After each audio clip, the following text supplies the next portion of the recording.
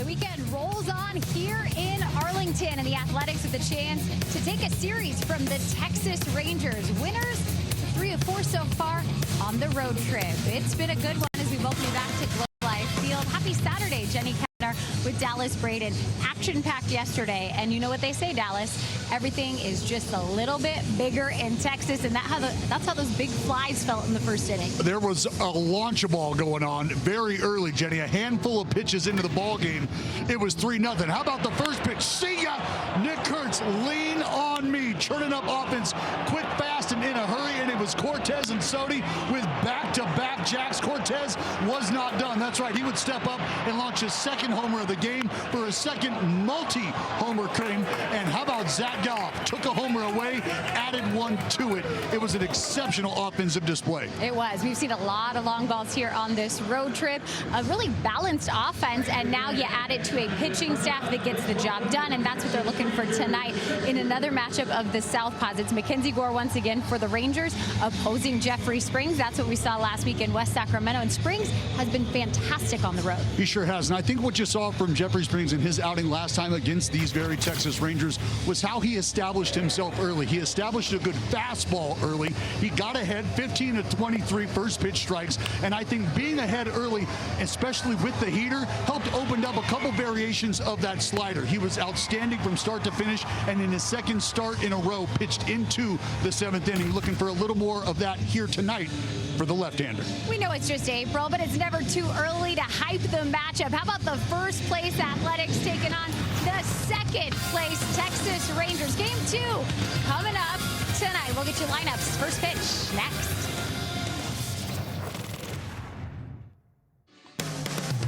This telecast is brought to you by Toyota. Class-leading MPG and more hybrid models than any other brand. Toyota. Let's go places.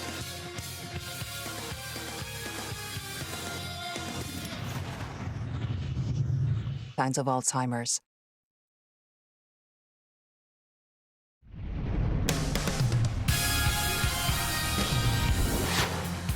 The roof is closed once again here at Globe Life Field for the second straight game. Probably will remain that way the rest of the weekend. Pretty humid outside, inside. The seats are full. We're all set for game 2. Let's get you that game time weather. Brought to you by Santa Cruz Beach Boardwalk. It's 81 degrees outside, 60% humidity. You see a little lightning, a little thunder. It was a great lightning show on the way home from the ball game yesterday, but the thunder, Dallas, that happened in the first inning. It sure did. Yesterday. It started with the first pitch.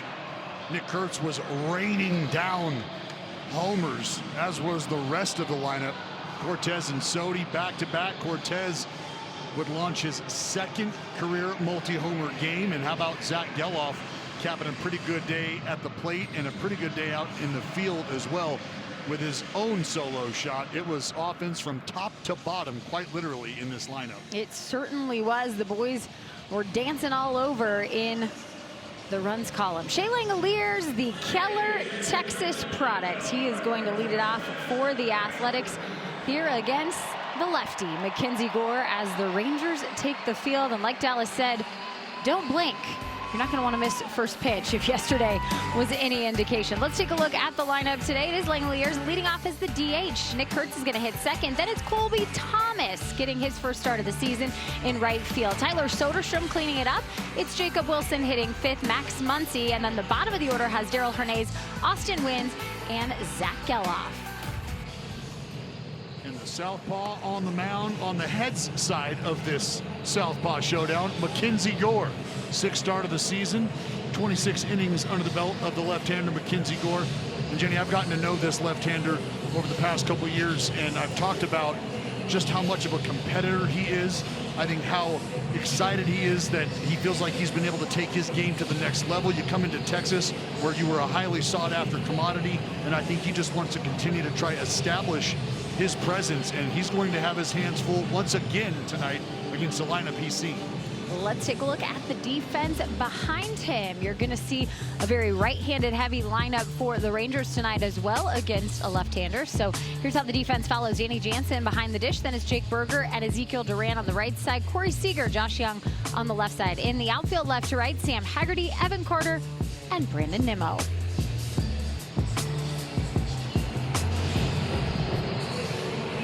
Skip Schumacher in his first year at the helm here for the Rangers.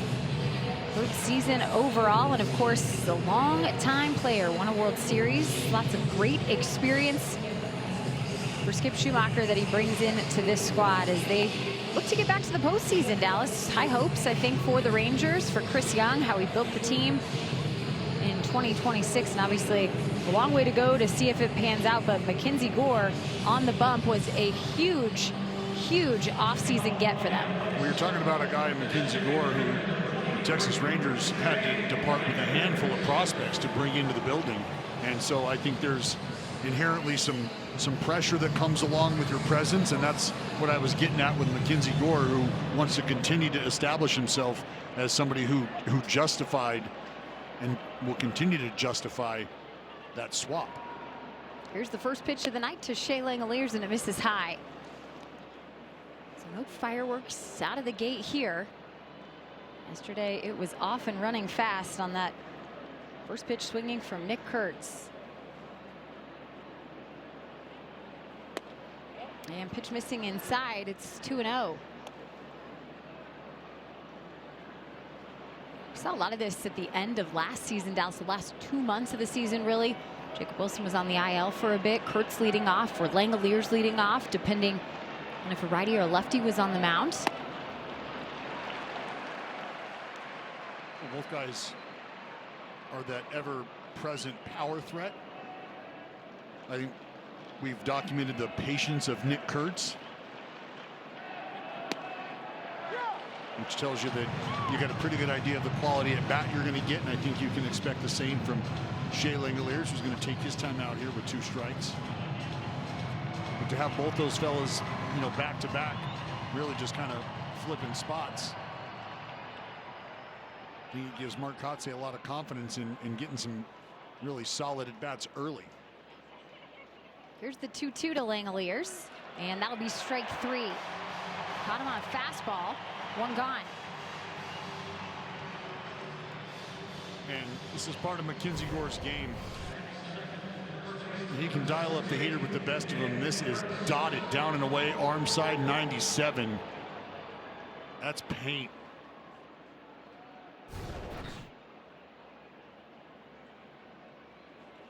It'll bring up Nick Kurtz. Fresh off a big game here in Texas. Not only the first inning home run, but he extended his on-base streak at 20 games. We take a look at the most strikeouts in their first 5 games with Texas. Mackenzie Gore came in firing. Had 35 of them. Now is an 0-2 count on Kurtz.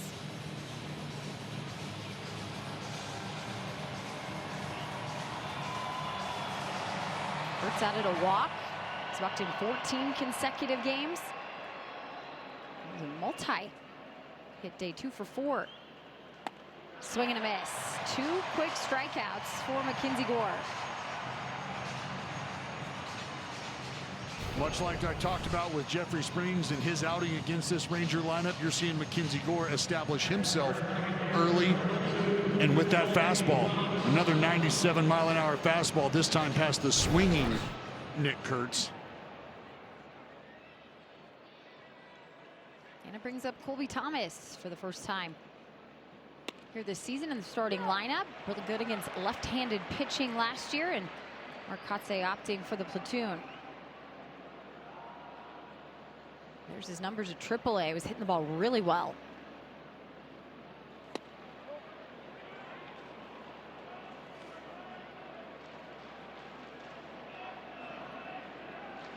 We've been discussing the depth that you feel like you have in the outfield group with this ball club. Even down at the AAA level, Colby Thomas very much a part of that. They've welcomed a new member to that fold in Zach Geloff, who was flashing leather last night. Right. That's an athletic bunch, there's no question. 1-2 count here for Thomas. And the pitch. Count even at 2s.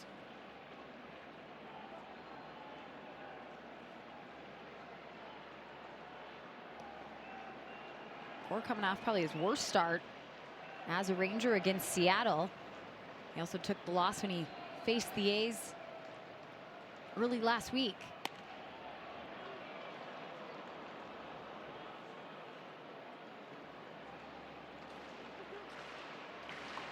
Tyler Soderstrom, if the inning can extend. Sodi added one of those 3 home runs in the first inning last night. Here's the payoff pitch. And a swing and a miss. Mackenzie Gore has come out dealing with the heat. 3 up, 3 down, all striking out. We'll see Jeffrey Springs next. Baseball on NBC Sports California.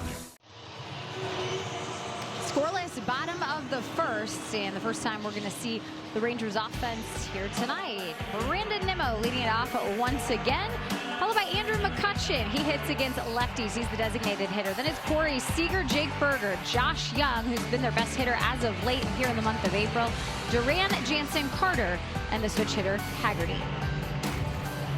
Left-hander Jeffrey Springs against his start, or in his start against the Texas Rangers.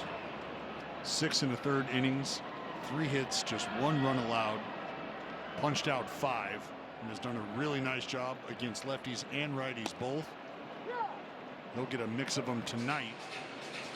3 left-handers in this lineup. Nimmo leading off. You got Seager right after Captain Kutch, and then Evan Carter down at the bottom. See the numbers for Nimmo this season, 292.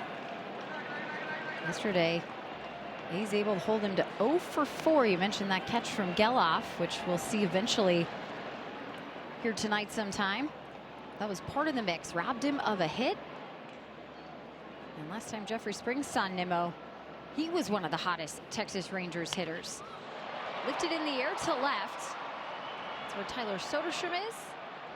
And he'll make the first out. Let's take a look at the rest of the Athletics defense here tonight in Game 2. Joining Sodi in the outfield, it is Zach Geloff once again in center field. Colby Thomas in right field tonight. On the infield, Max Muncy at third, Jacob Wilson at short. Daryl Hernandez has started second, Nick Kurtz at first, and Austin Wins doing the catching for Springs.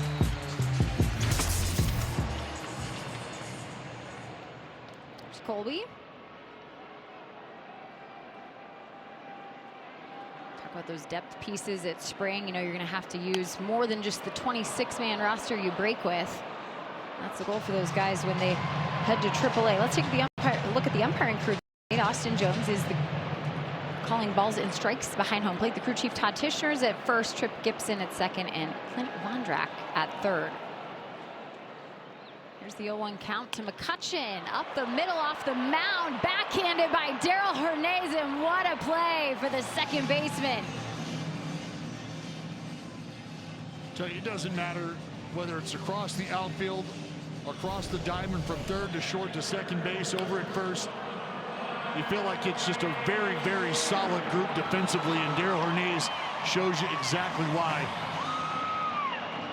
Little backhand slide pops up. It's Kutch with plenty of time, and Daryl is another one of these defenders, Jenny, who was out early before every ball game, getting his work in a multitude of ways, whether it's just the early short hops before the ball game, rounds during BP, infield. Quickly 0-2 here on Corey Seager. But a guy who I think is always ready to take advantage of playing time, whether it's at second base. We know he can play short. We know he can play third base. I mean, he's a big part of what at this point has been the depth of this team. 1-2 now.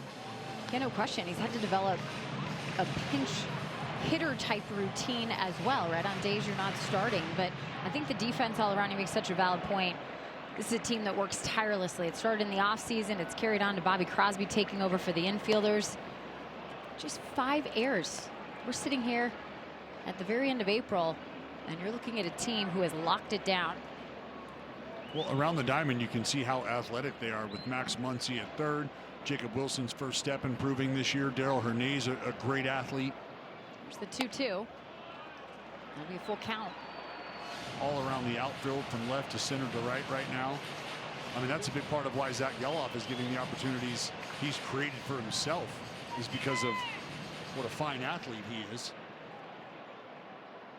2 outs, and here's the payoff pitch to Seager. Swung on, a fly ball to left field. Soderstrom will take a few steps back and make the catch. 3 up, 3 down for Jeffrey Springs to match Mackenzie Gore. Soderstrom coming up. When choosing the right gear to cut, Welcome back. Time now for StatCast, powered by Google Cloud. And it was a thunderstorm indeed, partner. Last night, Nick Kurtz, Carlos Cortez a couple times, Tyler Soderstrom and Zach Geloff all jump ship. And what you take away from that is Soderstrom with a swing and a drive out to right, and a catch just a few feet shy of the wall for Nimmo. another hard hit ball by Tyler Soderstrom, but again, these guys spraying the ball all over the yard.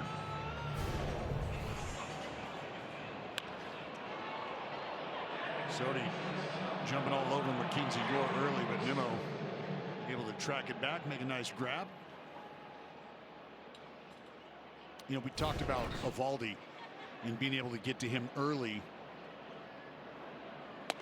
in hopes that he wouldn't settle down and settle in. And I think at one point we saw, what, 9-10 retired in a row after some early action.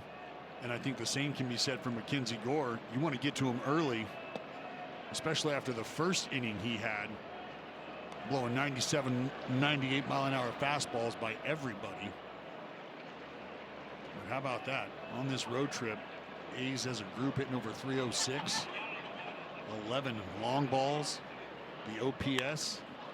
Wilson with a liner into left. He's going to head to second. It'll be a 1-out double for Jacob Wilson.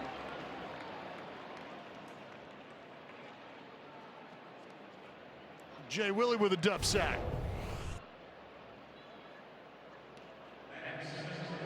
Mackenzie Gore just trying to cut it maybe, and just kind of spun in the middle, and Jacob Wilson all over it, able to hook it down that line. Now the A's here with 1 on 1 out, seeing if they can't in fact get to Mackenzie Gore here early. It's a 21st hit for Jacob Wilson over his last 15 games. Pitch in for a strike against Max Muncy. What do you think about that, Dallas? Jacob had that really slow start at the beginning of the year. Very similar to Nick Kurtz, right? In different ways.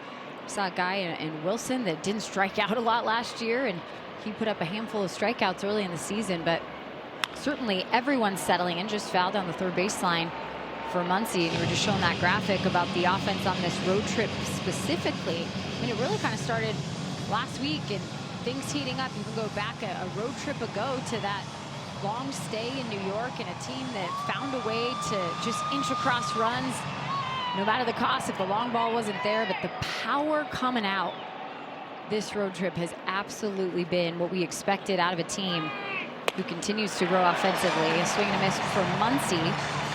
He's down on strikes, and that is 4 quickly for Mackenzie Gore.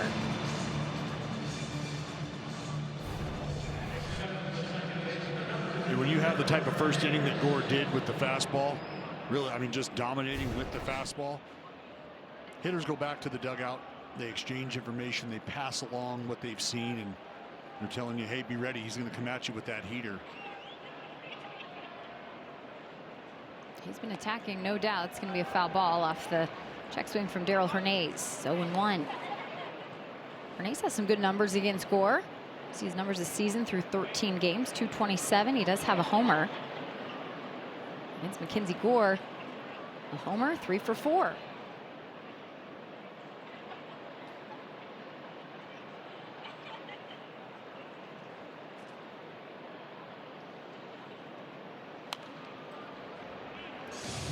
Well, I think the game plan for Gore specifically, Dallas, probably get ahead, stay ahead. I mean, that was a huge problem in West Sacramento. All the walks he issued to this A's team, and it piled right on top of him.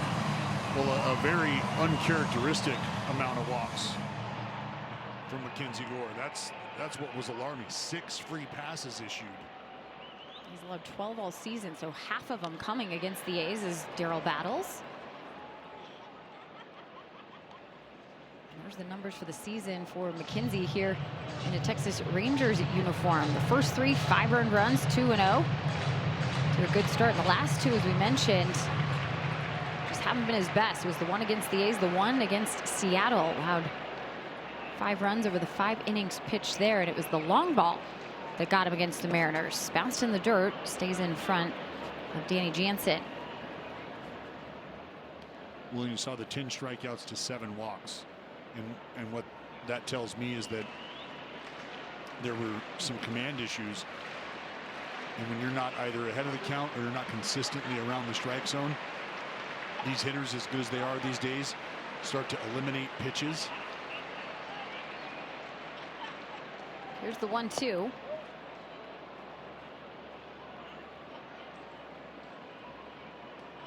Anytime you're working from behind and you don't have some of your better offerings as threats, that's where you start to see the contact rate tick up. Balls are in play more, and sometimes those balls are barreled up.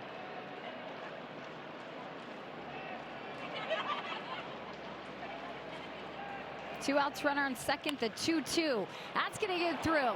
On the left side, here comes Jacob Wilson home. The throw from Haggerty, and it's off the mark. Darrell Hernaiz driving in Jacob Wilson, 1-0 A's. Darrell Hernaiz coming through. 2 out knocks get you to heaven. St. Peter, get your pad ready. We got another name for you. Darrell Hernaiz able to pull it through that 6-hole. And Jacob Wilson off to the races. And this is something that this club has done a nice job of, is getting that big hit after a big at bat. And for Jay Willie to come up, sock a double down the line, and Darrell Hernaiz take his at bat with 2 outs and deliver. That's how you keep the line moving. That's how you win ball games. And that's what the A's have been able to do here on the road. Check over on Hernaiz as Austin Wynns comes up to bat.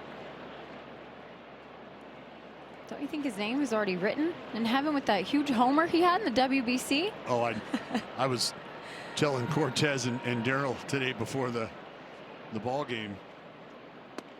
Please just make sure the invitation is there when they reveal the statues of you two back home. Right? I just want to be there. Yeah. Get to Puerto Rico. Will you dye your hair blonde? Done. Well, your beard, I guess. Easy. Okay, sorry. That's all we got left. 0-1 to Wins. Foul back. Going back quick to that 2 outs. You know, this is a team, I think, that's really thrived in a lot of those situations. Backs against the wall. Kind of almost takes on the character of the team, right? A team that's often overlooked. Guys that grew up together, young. Might not have been thought of to be top of the division early in the season, but here they are. Here's a ground ball. This one to Seager, and he boots it right off the heel of the glove. Tried to go backhand, and it'll keep the inning going as Zach Geloff due up with 2 on. Well, I think Seager got caught in between whether or not he was going to be able to work around this and go forehand, or if he was just going to trust his arm. And you see he opts to go to the backhand, and unfortunately that ball does climb up the heel of the glove. He can't gather it cleanly. And Jenny, doing homer before the series started, something that I took away is we're going to have a little meeting on the mound, and that meeting is brought to you by the injury attorneys of Ashton and Price. If you go around the diamond, this is not a team who has played catch well at all in the Texas Rangers. Their only plus defender, according to outs above average, is the man out in center field, and that's Evan Carter. Everybody around the diamond, aside from Evan Carter, a negative defender. And Corey Seager coming into the ball game -1 outs above average. And that's not to say those numbers don't change. It's still very, very early in the season. That was his 2nd error on the year. 12 total errors for the Rangers defense. But now this is where, if you're this athletic lineup, you want to continue to apply the pressure now. Probably a play that should have gotten the Rangers out of the inning, but now you're able to chip away at the pitch count of Mackenzie Gore. That's it after that quick inning. We had 3 straight strikeouts. These offense coming back, gets more batters up and getting the pitch count up, as you mentioned, now at 32 after Geloff fouled off the pitch. 1-1. And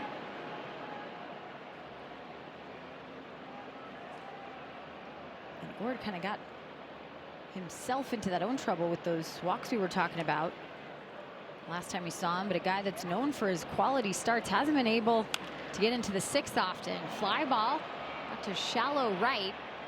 3 Rangers will converge. Nimmo will make the catch. 2 left on, but Daryl Hernandez driving in the A's first run. Jacob Wilson slides in safe. 1-0, middle of 2.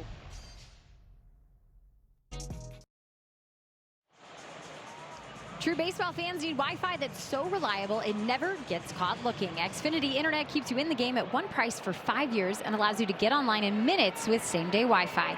Xfinity, imagine that. Inside Globe Life Field, the Athletics took a 1-0 lead in the top of the 2nd. Happened on a 2-out single from Daryl Hernandez after Jacob Wilson hit a double. Gives Springs a little bit of cushion here as he heads back. In the bottom of the 2nd, Jake Berger, Josh Young, Ezekiel Duran, an 0-1 count for Berger. Here's the pitch. In for strike.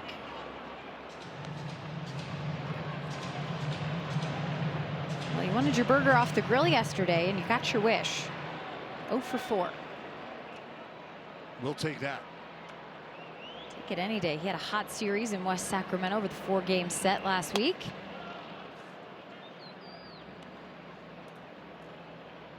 No question was a huge part of the offense for the Texas Rangers. An RBI single against Jeffrey Springs. That was in the 1st inning of Springs' start, and then Jeffrey just settled right in. I mean, that game for him, able to face or retire, I should say, 16 of the next 18 he faced after that.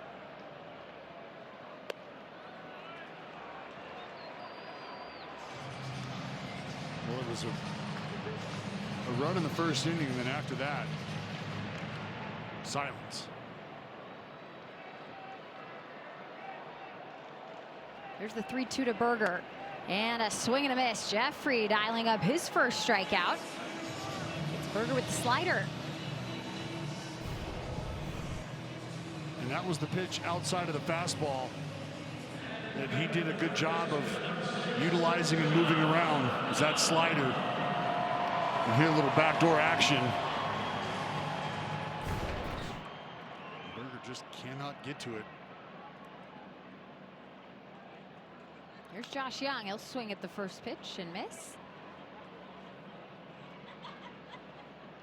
We go from that fastball slider combo to the sweeper. All of a sudden, that timing that Josh Young had on deck, way off.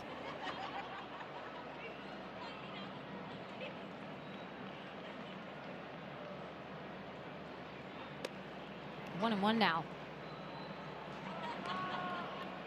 What do you anticipate? Obviously 2 different ballparks. We saw Springs in West Sacramento, and now obviously here against the Rangers, but same lineup just within a couple of weeks. Do you think that the pitch selection changes much? This one in the air. To that answer in a minute, as Colton Thomas will make the catch. 2 gone. No, I think one thing that you're aware of is how you got the outs before, where some of the damage may have been done, and there wasn't a ton of damage to be had in his last outing. And I think that's where the old adage, if it ain't broke, don't fix it, comes into play. Sure. I think a lot of guys get caught up at times, and I know I did. You know, when you're rolling good, things are going well, you still tell yourself, I want to get better. But that doesn't mean there needs to be changes to what you're doing. Sometimes it's just remembering, if I continue to execute what I'm doing, there's a solid chance I can continue to repeat success.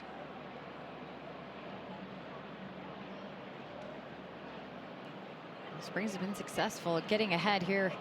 Austin wins when again on the same page. Springs kind of go into the belt there. Not sure if it was a mix up on the pitch comm, but they'll talk it over.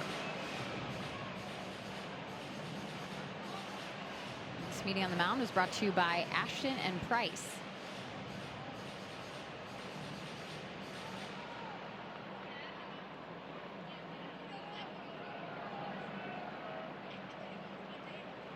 Springs got through the first inning in just 11 pitches, and here's pitch 22 coming. The 0-1 in play, fly ball, right field. Colby Thomas with the catch. Another efficient inning for Springs. 3 up, 3 down as we go to the third.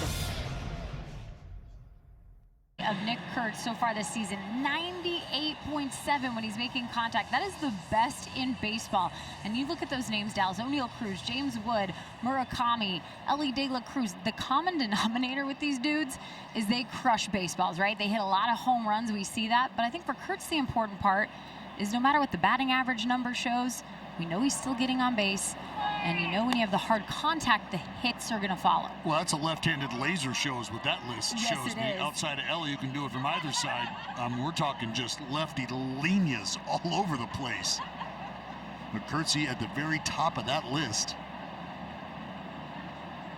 Here's the 1-0 to Langoliers. In fact, you know, there's a couple guys on the Athletics with that average exit velocity, high 90s. You look at anything considered hard hit contact, it's 95 miles an hour and above. We see this team night in and night out with the double-digit either hits or at least contact over 100 miles an hour. And this is what the A's have working. Shea not so bad himself.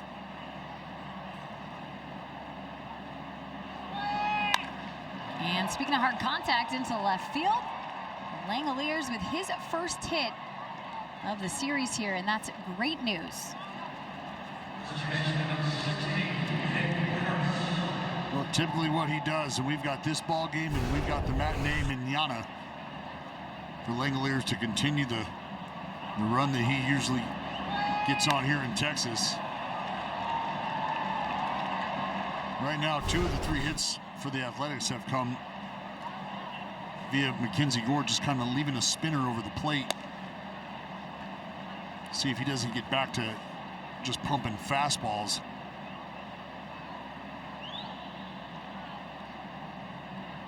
Kurt struck out on one of those fastballs. In fact, Mackenzie Gore struck out the side to begin the game.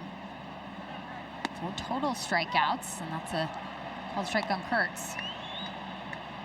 Remember, Nick Kurtz just 1 walk away from our man Ricky. There's been a lot of cool feats in Nick Kurtz's young career, but I imagine being in the same conversation with that guy. Chasing down a potential record's pretty cool. 1 and 2.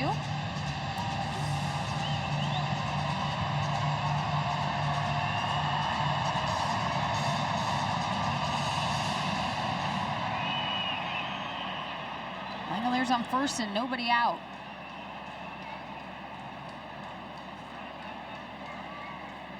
Here's the pitch. We'll check in. It's held up.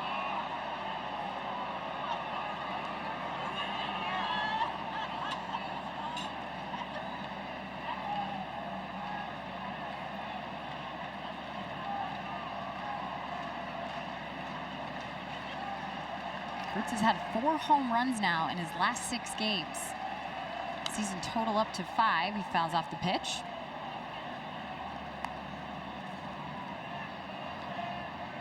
We know it's just a matter of Nick Kurtz continuing to settle in. I mean, you can say it 100 different ways, but with the plate discipline that's been on display, you know it's not a matter of him seeing the baseball well. It's just getting comfortable deploying swings. And I think sometimes that can be part of the frustration for hitters when it takes them a little while to get going. It's not that they're not seeing the ball well, it's just maybe having a difficult time getting to the baseball. Close pitch taken, 3 and 2. Ooh, and he's gonna give it a little tappy tap. I think Nick Kurtz is gonna win that battle, though. That ball did look off, and I think that was part of the hesitation from Danny Jansen back there. And I think Jansen maybe second guessing it. Yeah. I mean, look, that's a very, very close pitch. And I always try to remind folks, it's not that Jansen should be blamed. It's not that the umpire should be blamed. I mean, that is just a margin for error that is very tough to see with the naked eye. The Rangers lost a challenge. Payoff pitch popped up. And it's going to be out of play. But that's also the kind of threat that Nick Kurtz is. If you have an opportunity to get him out of the box and take away an opportunity for him to put a good swing on one, you're probably going to take it.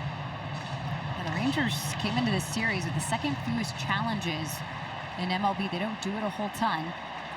37 compared to the 64 that the A's have had, and they're towards the top, and there's a walk for Nick Kurtz. That is 15 straight games now that Nick Kurtz has been issued a walk, and he is officially tied with 3 others in Athletics franchise history, including most recently Rickey Henderson in 1993.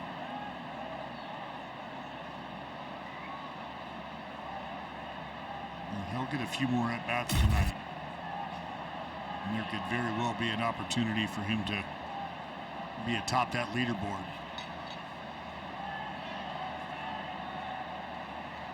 Here's Colby Thomas with 2 on. And Colby with the liner into center. Shea Langoliers will turn the motor on, and he's getting waved home by Crosby. The throw in, it's offline from Carter, and it is 2-0 A's. Well, just to show you how fast Shea Langoliers actually is, you know, he's got to kind of hold his ground initially, make sure, one, this ball is through, and you can see Shea wanting to see it through. Turns around, watches that ball to the outfield, but still enough speed to come around and score with ease. See him do a little bit of a pirouette there and almost pull up. Let's see his third base coach, Bobby Crosby, give him the wave.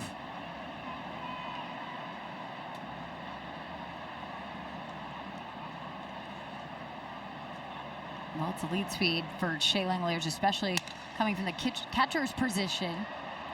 And ground ball to second will retire Soderstrom, moving Kurtz to third, and Thomas to second, 1 out. And there's so much that Shea brings to the table. And to your point about the catcher's position, usually the last thing you're expecting is any sort of plus runner. And it's one thing to be a good base runner. It's another thing to be a good base runner with great foot speed. Shea checks both those boxes.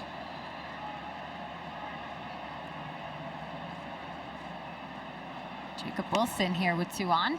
But now this right here is where Mark Kotsay and where his brain is at as a manager, with Jacob Wilson in the spot in the lineup that he is. You've got 2 on, less than 2 outs, and an opportunity for a guy who can put the ball in play at will to do just that, push another run across. And he's got a tough competitor in Mackenzie Gore that he's contending with right now. But just because Jay Willie might not come power-packed doesn't mean that his elite skill set can't pay off in spots just like this. And this is exactly how you draw it up if you're Mark Kotsay.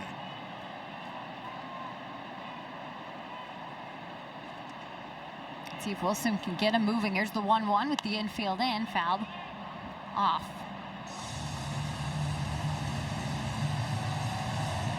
Jacob hit the double. It's driven in by Daryl Hernandez. That's how the A's got on the board first. They added on a Colby Thomas RBI single.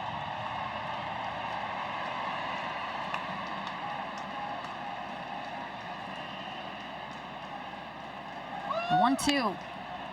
That's what you're talking about. Just trying to fight off pitches, trying to find a hole. Ball in play.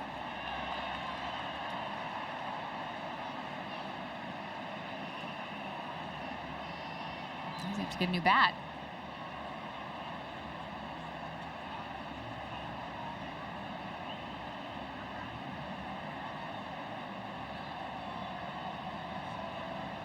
Doctor it up a bit.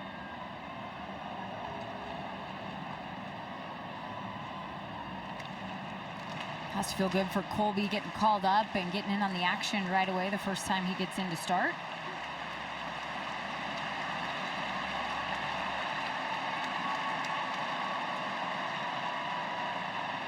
Kurtz at third, Thomas at second. And the 1-2 coming. Into right, fly ball.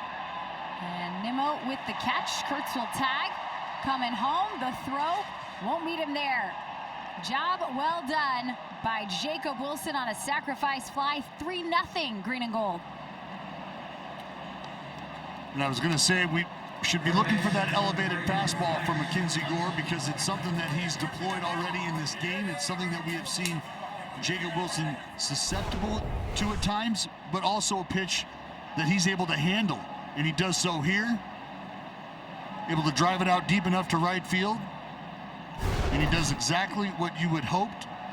Push another run across. Thomas moved up to third, and first pitch in there for a strike to Max Muncy on a changeup.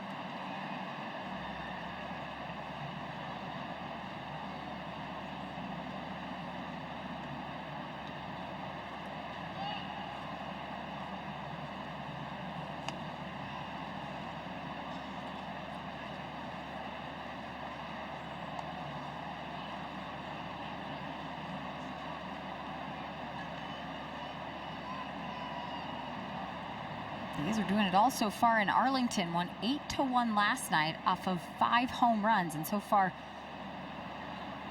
3 runs here.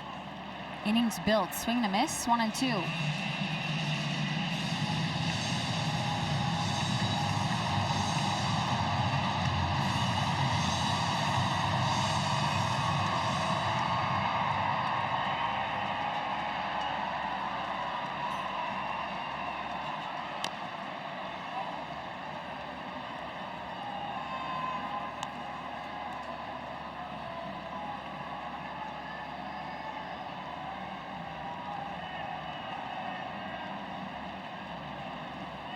After a hot start offensively for Muncy, he's cooled off a bit, just 2 for 13 so far on the road trip.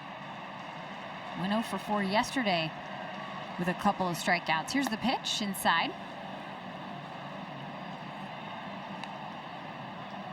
Well, it's still early. It's all part of the ebbs and flows of the season. You come out of the gate hot. I think it's understood that there's going to be a coming down to earth period, but that's what professionals do, is they figure out how to find a balance.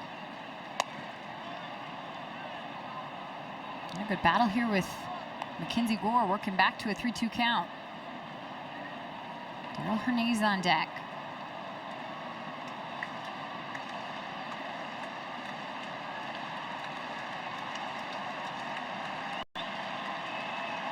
Here's pitch 7 of the at-bat, and it misses. Max Muncy will walk to first, and it will continue to Hernandez.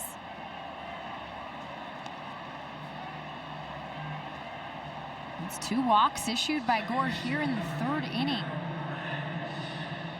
Just another quality at bat from this A's lineup.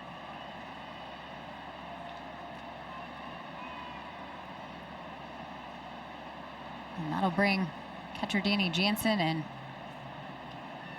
pitching coach Jordan Teagues out to have a conversation with Gore here, sitting at 59 pitches. This meeting on the mound is brought to you by the injury attorneys of Ashton and Price.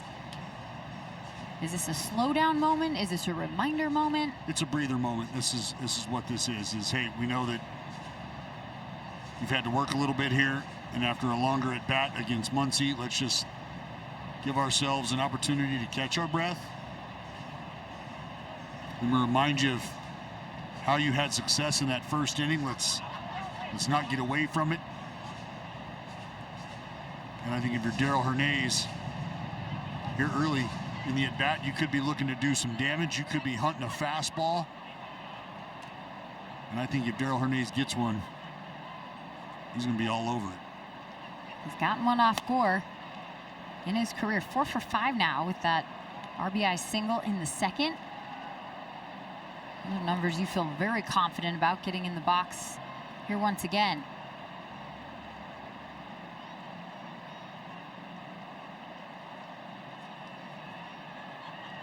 Here's the 1-0.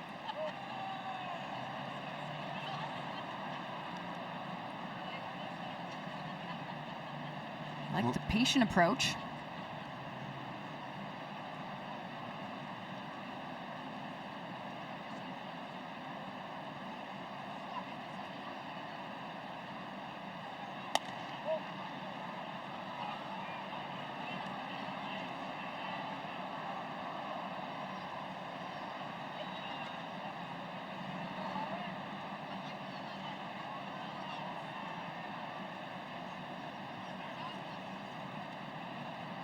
3-0 coming, and Hernay's taking. It is called a strike.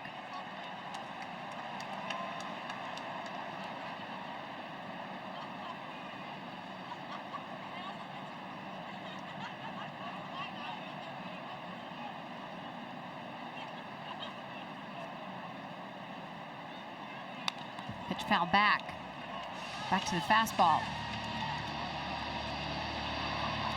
What's your cat and mouse game saying from a pitcher here in this situation? Well, it's been the fastball that Mackenzie Gore has been able to get back into the count with. It very well may be the pitch he tries to end the at-bat with. If he can execute something off speed, maybe that changeup that he tried to get ahead of with early, he might get Daryl Hernay's. Muncy on the move, pitch missing. Yep. You see the bat flip from Hernay's. Patience plays off on that changeup. And now it is bases loaded for Austin Wynns. Sometimes it's the first pitch of an at-bat, especially after a mound meeting, that if you log that to memory, could very well be the pitch that they try to end the at-bat with. Unfortunately, he was not able to get ahead with it for Mackenzie Gore. He did go back to the fastball, got himself back into that count enough, but just not able to execute that changeup like I thought he was going to throw. And now you've got bags juiced. Austin Wynns with a called strike. Looks like we're getting a little action in that Ranger bullpen. Tyler Alexander starting to crank now.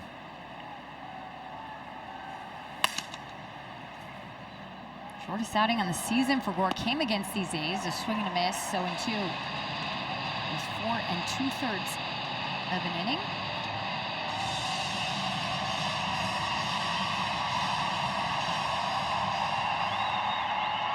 Career numbers for Wynns with bases loaded. 294 hitter. Here's the pitch in the air, out to left. Haggerty will call for it and will make the catch. Well, the A's offense went through 8 hitters. They scored 2 runs and are up 3-0.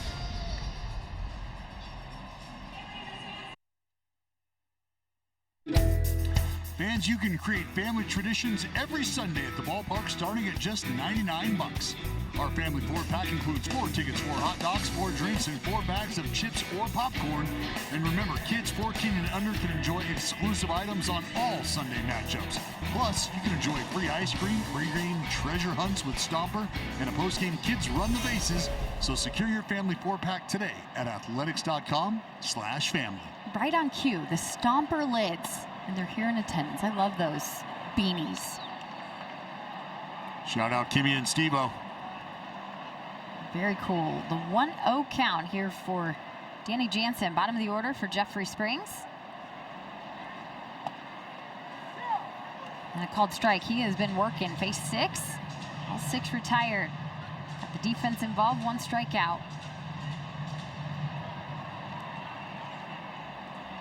It's the righty and Jansen, the left-handed hitter and Evan Carter, and the switch hitter Sam Haggerty.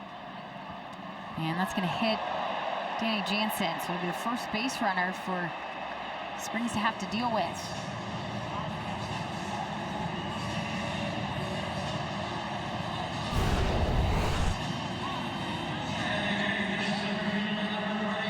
Well, they got plenty of ice over in that Ranger clubhouse. He'll be just fine. For Jeffrey Springs, you know he's going to get a lot of his outs away.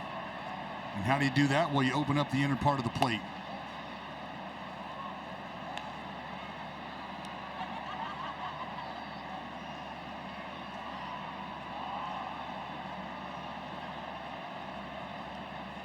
Evan Carter was 1 for 4 to open up the weekend series yesterday.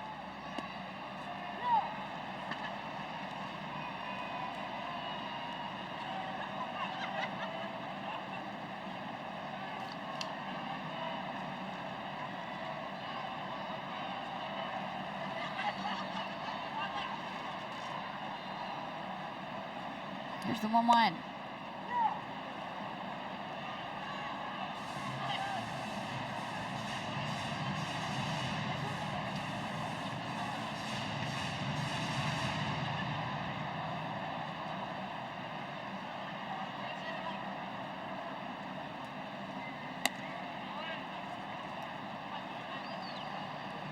Springs with a 2-2 count now against the 8-hole hitter.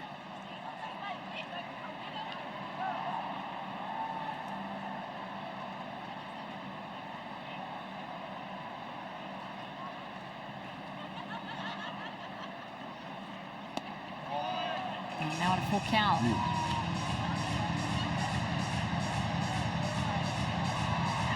Well, for Springs, much like we talked about with Severino, you'd like to see him just get back into attack mode, something that he did well against the Rangers in their first hookup. And the pitch high and in. So Evan Carter will take a walk too quickly on for Springs with nobody out in the third.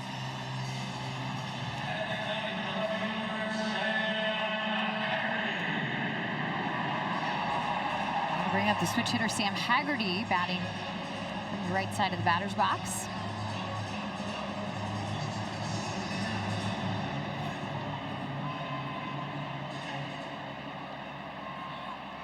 Haggerty came in late in the game as a pinch hitter yesterday, stayed for defense. He bunts. And running for it is Springs. Off to go throw quickly, safe at first. So Haggerty laid down the sacrifice, ends up getting a base hit. Bases loaded, nobody out. Well, this is a play that just slowly materialized. And Haggerty puts the ball down. Springs maybe just a little late getting to the baseball.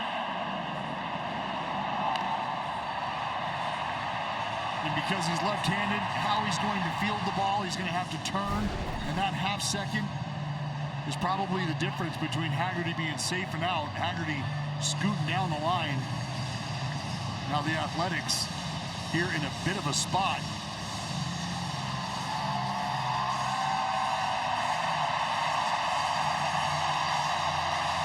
Third inning test here for Springs. And a 3-0 A's lead. Nobody out, bases loaded, and now back to the top of the Rangers order. Bringing Nimmo back up. And Nimmo, out of anybody in this lineup, has had the most success against left-handers. 344 with a homer. Good success with bases loaded in his career as well.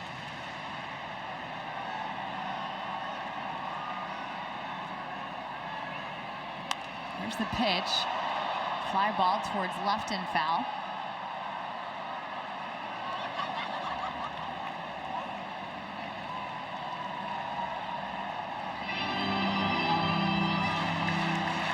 Outside of the bunt laid down, there was one other ground ball.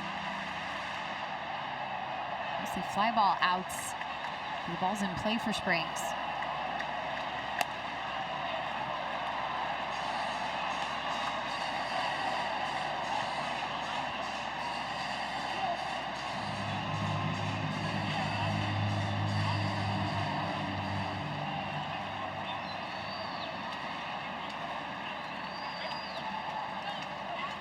Here's the 2-1. Seen anything different from Jeffrey here in the third inning that we saw from the first two? No, I think it's just a matter of the Texas Rangers right now able to generate base runners. I mean, he missed in on Jansen and drilled him, not able to pin down the strike zone against Carter. There's the 3-1. In the air to left, coming in will be Soderstrom for the catch. Coming home is Danny Jansen. The throw off the mark as Wins tried to tag him, running pass. Well, and I think the A's able to get a break here because Evan Carter, you'll see it, second base, ends up bolting towards third. He does not get back. You see him retreating back to second base, and should he have been in a position to tag up, he reads this throw from Soderstrom all the way through to Austin Wins and is probably standing on third with one out instead of first and second with just one out. Keeps double play in order here for Andrew McCutchen. One out, first and second.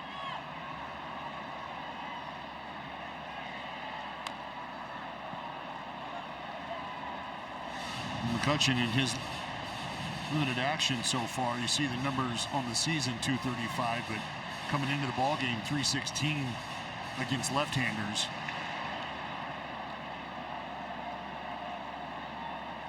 And you would love to roll up a 2-ball here. Here's the 0-1. Swing and a miss.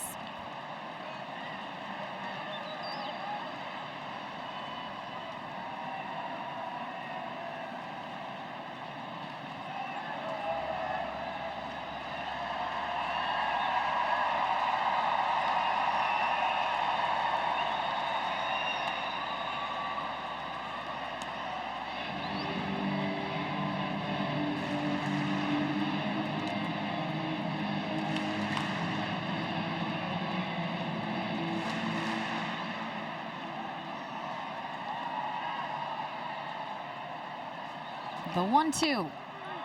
Strike 3. Went to the fastball and caught Andrew McCutcheon looking.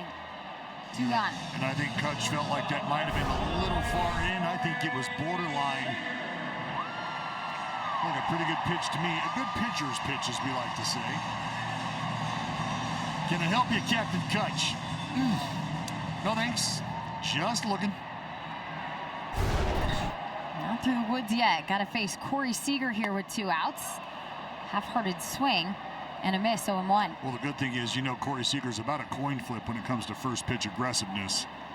Doesn't mean you have to throw him a strike early. Jeffrey Springs does not. He gets a wave and a miss. Now you're ahead.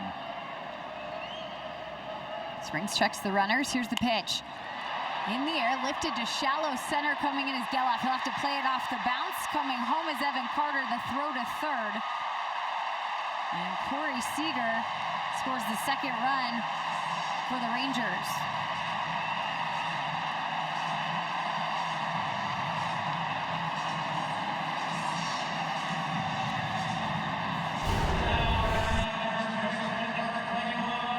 They go back to that slider. This one just a little flatter across the bottom of the strike zone. And Seager able to stay on it.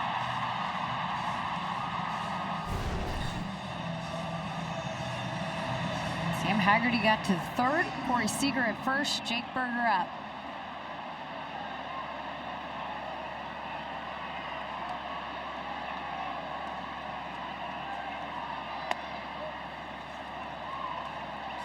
So both the hit by pitch and walk ended up scoring. And hurting Springs here.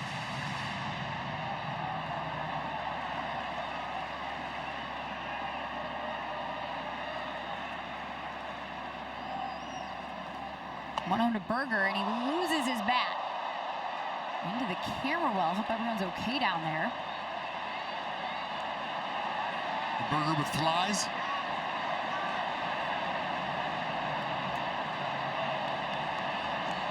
We were full of fast food puns. Berger got launched. It's usually the hot dog launcher we see at the ballpark.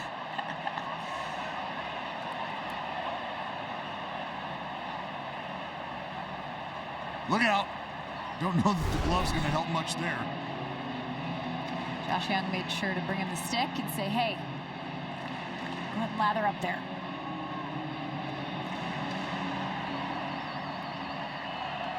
One count with 2 outs. Here's the pitch. Strike.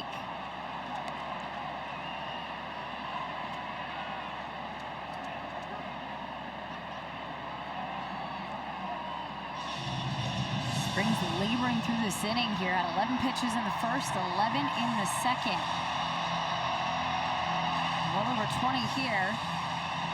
And trying to keep the A's ahead. Got to bury this changeup if you're going to it. It was that pitch in the first inning the last time these two squared off that Berger did a good job of staying on. 1-2, a swing and a miss. He goes to the fastball, gets Berger to go around. 3rd strikeout for Springs, and the most important one to keep the A's up, 3-2.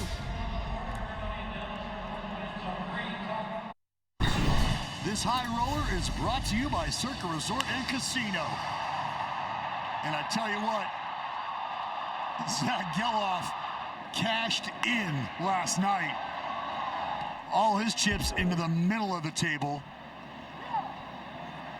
And sometimes, Jenny, you go to the casino and you come home empty-handed, as Zach Geloff took away extra bases. And sometimes you go and, well, you're the big winner and you cash out. And Zach Geloff did that in his last at bat. What a night. What a career night for Zach Geloff in center field. No 2 count here as he leads off the top of the 4th for the A's. They're up 3-2. Scored a run in the 2nd, 2 in the 3rd, and then the Rangers had an answer with 2 runs of their own in the bottom half of the frame. Here's a line drive, and a leaping Duran will now rob Zach Geloff of a hit.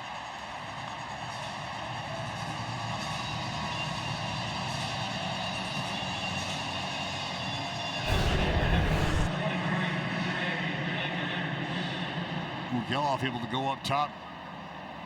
94-mile-an-hour fastball, probably a little cut to it, but either way, Geloff put a barrel on it.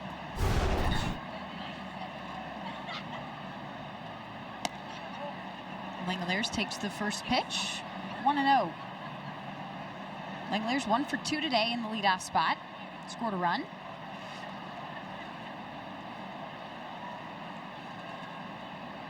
Productive night so far for the DH and the Baylor Bear.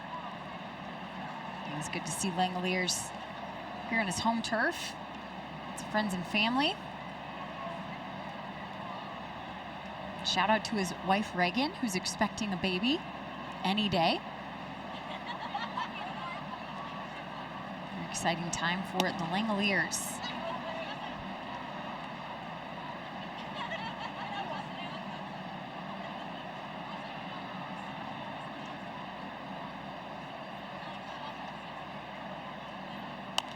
Pitch to Shea, popped up and fell back to the seats.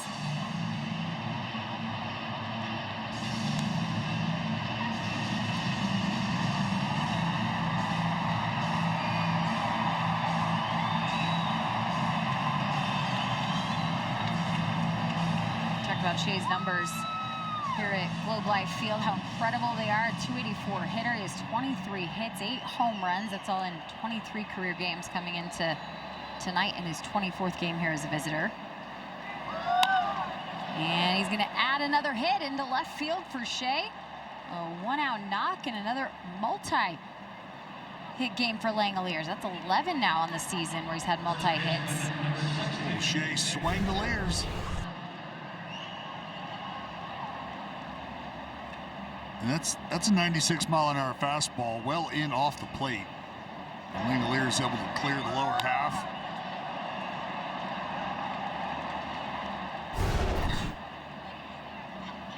One on, one out for Kurtz. Sinker in for a strike. Kurtz checked a lot of boxes, got some things out of the way, some bookkeeping, if you will, early in the game. Was able to get on base for the 21st consecutive game. Also the walk that came in the 3rd. That to continue, ended up being 15 consecutive games with a walk. Ties a franchise record that will now have the opportunity to break tomorrow afternoon.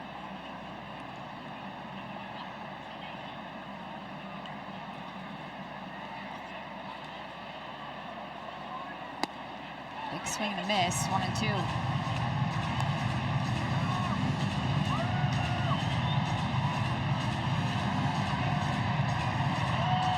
Said as much after the game yesterday. He said, I'm not trying to walk, I'm trying to get on base, right, at any cost. And sometimes if you do end up in a deep count, you're favorable to walk, get on base the way you can. But I don't know, putting the ball in play, and especially the loud noises that he can create, are the most exciting part.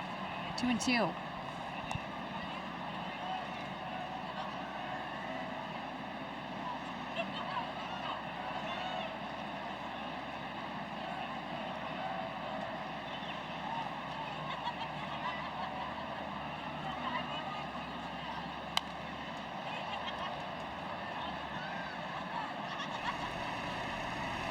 Well, we know he joined some fine company. Topsy Hartzell, the 1905 heartthrob. Then you got Max Bishop, who was maxing out OBP during that run. And the man of steel, the legend, the Hofer. Ricky.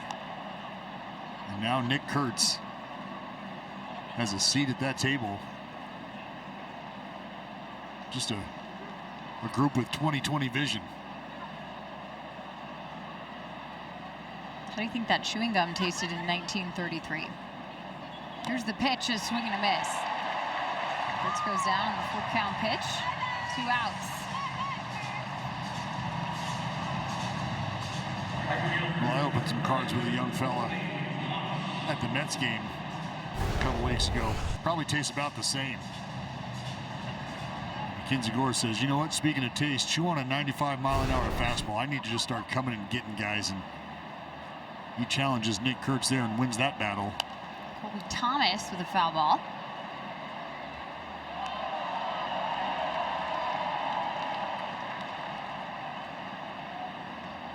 Bio on Colby, drafted back in 2022 in the 3rd round. He was featured in 49 games for the A's last season. 225, had 6 homers, drove in 19, a swing and a miss, 0-2.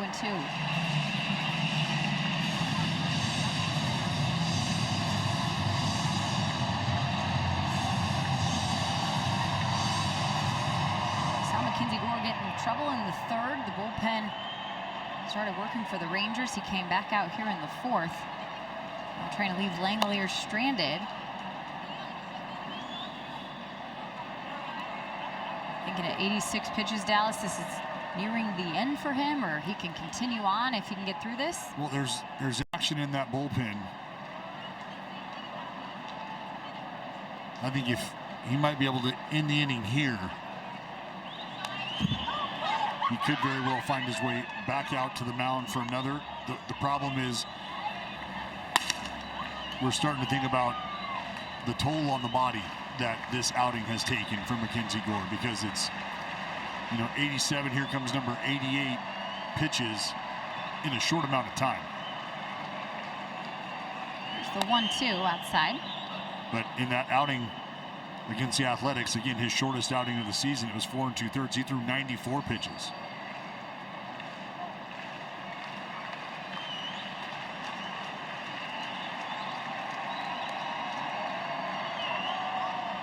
This is a guy that was so coveted too, I think, last year, because for Washington and the way he handled games, it was almost a guarantee you were going to see 6+ innings from him. A lot of quality starts in his back pocket. And so far this year,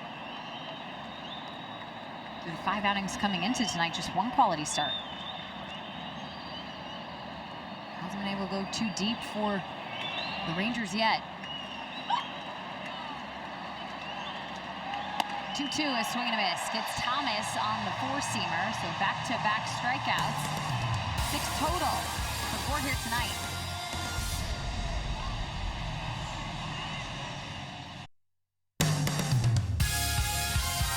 A's Baseball is brought to you by the injury attorneys at Ashton and Price, Northern California's injury law firm.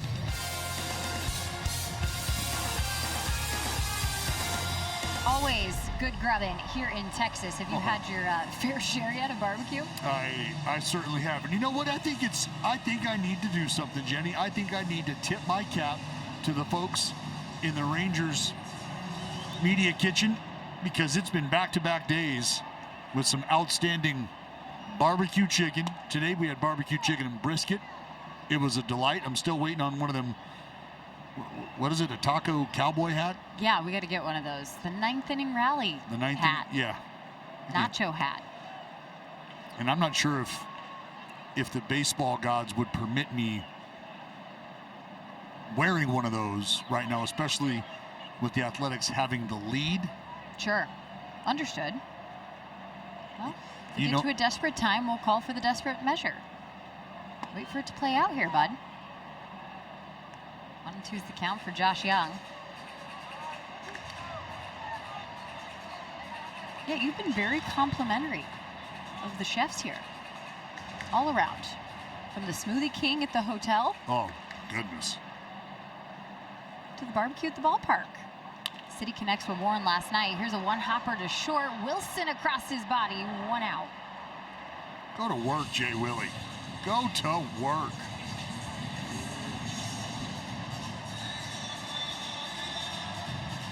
You know, all part of evolving as a defender is figuring out different ways to be able to get to baseballs consistently, especially from an infielder's perspective. You know, is it my first step? Is it the angles that I'm taking and creating for myself that are going to give me a better opportunity to make plays that I might not have been able to make before? And one thing that has helped Jacob Wilson, I think, in his effort to find different starting positions and maybe just be a little quicker off the ball. Popped up on the infield. Kurtz all over it. And the ball coming down for out number 2. Is his arm. You know, I watched it happen with Matt Chapman at third base here for a long time. And Matt Chapman is afforded the opportunity to play in different places and start in different spots that other third basemen just simply are not, because of his throwing arm and his athleticism. For Jacob Wilson, as he continues to grow into the athlete he's going to be at the big league level, having the arm he does and being able to rely on that has freed him up to explore different ways that he can get to the baseball. And I think when you have somebody like his father and Jack Wilson, who was an elite defender and just a baseball rat, you're able to go home, you're able to talk about things, kind of assess things. And I'd be willing to say that Jack is probably as proud as anybody as somebody who's watched not only himself progress throughout his major league career, but watching Jacob take the strides that he has already this early in his career. There's a lot to be proud of, and it all points back to that one thing you keep pointing to, and that's the work. Time put in, time well spent. Giving yourself the experience of situations, right? Sometimes when you're not afforded them in games yet, you have to build them as a young player. And leaning on those around you, talk about Jack, his dad, obviously Max and him. Max Muncy played high school ball together. A lot of familiarity now on the left side. A swing and a miss, 2-2. How about Jeffrey Springs? Tough third, lots of pitches, 25 of them, lots of traffic. Started off with hitting Danny Jansen with a pitch, followed up with a walk, bases loaded. Here's a liner into left, Soderstrom holds up, he'll play it on the bounce. And it'll be a 2-out single for Danny Jansen.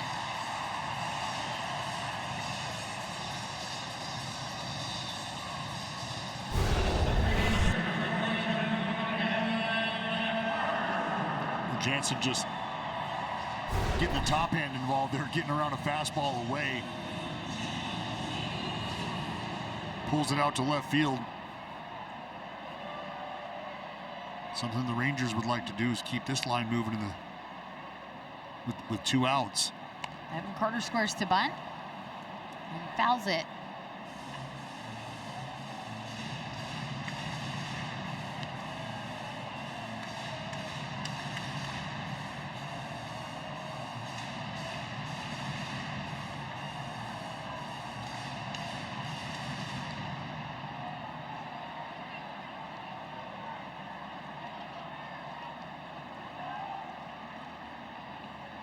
Here's the 0-1. Check and held back.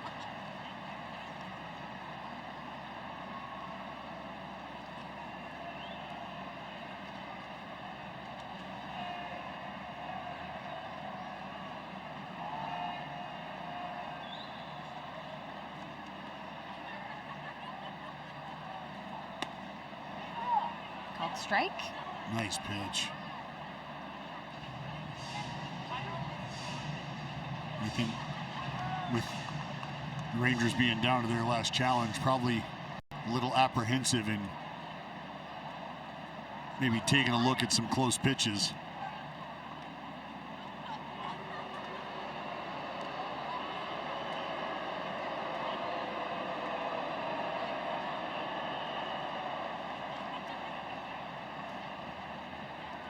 Jansen using their EBS challenge, and Kurtz is at bat in the third. Ground ball to Kurtz, and a great job by the big fella getting over And he'll take it to the base. One left on. Defense doing a good job.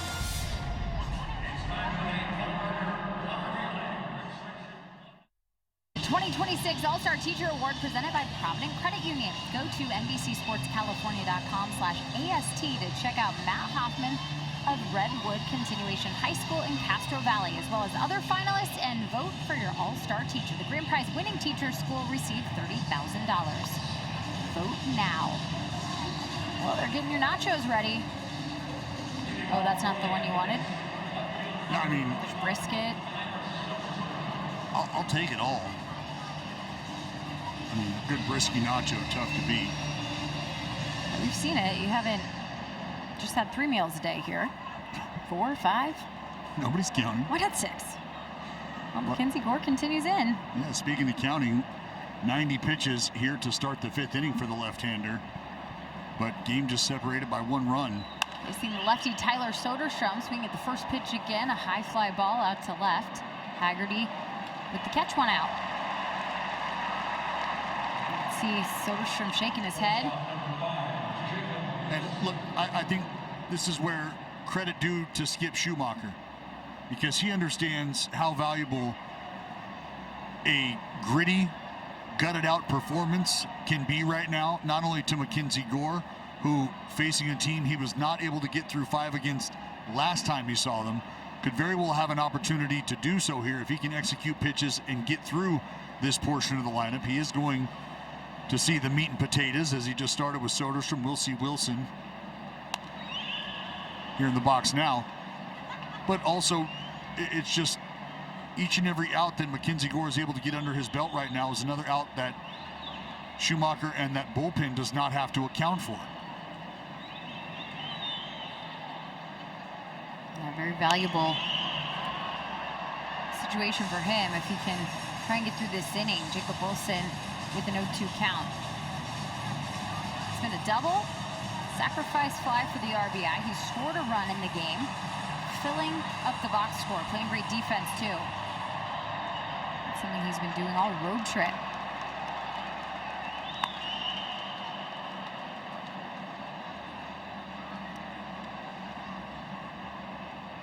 Started in Seattle on Monday.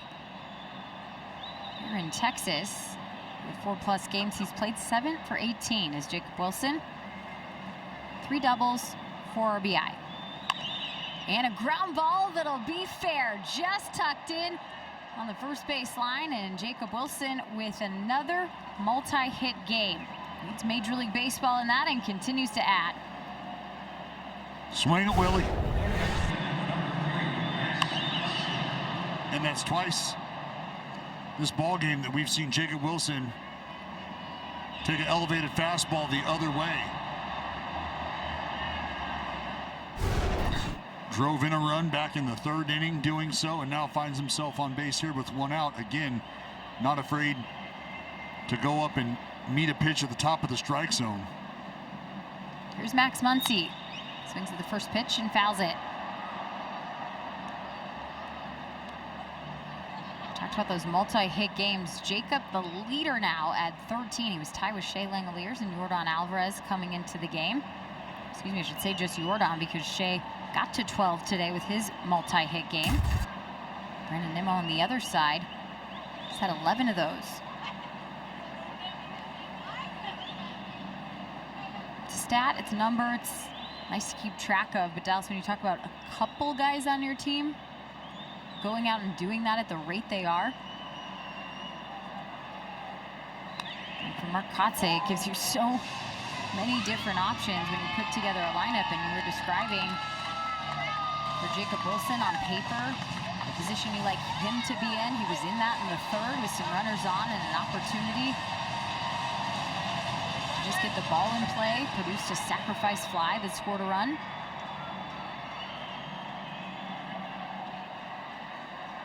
0-2 to Muncy.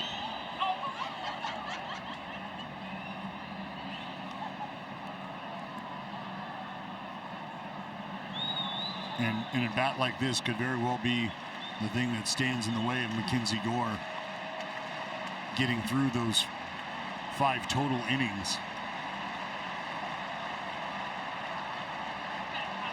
Pitch 99 on the way. Sing high.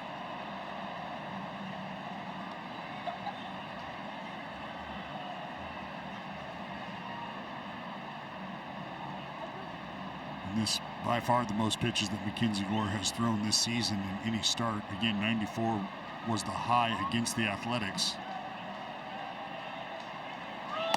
And a swing and a miss. Got Muncy upstairs. 7 strikeout for Gore. And it looks like Skip Schumacher is on his way out. We're up to the century mark. And with the 2 outs here in the 5th, they will head to the bullpen. Very similar result for Gore as he had against the Athletics last time. Well, how about this? I love it. Not only do you have the man in the bullpen trotting out, but you saw Mackenzie Gore tell Skip Schumacher, I got him. I got him. And that's exactly why I brought up what this 5th inning could mean to Skip Schumacher, what it could mean to that bullpen, what it could mean to Mackenzie Gore. And that conversation right there with the skipper proves my point. Skip Schumacher was looking to be convinced. And they said, hey, nope, sorry, we are not going to need your services quite yet, Mr. Wynn. You go head on back. And I tell you, Skip Schumacher went out there, I think, wanting to be convinced, wanting to hear what he heard from Mackenzie Gore. Now he has to prove it against Daryl Hernandez. Gets ahead with a strike. Well, it looks like Daryl Hernandez is questioning that pitch, and I'm right along with Daryl here. I think that ball was up. And indeed it was.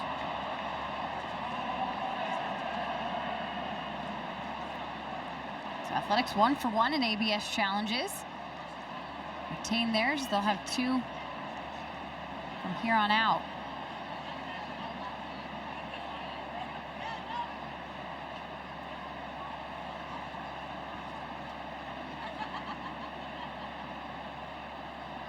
Here's the 1-0.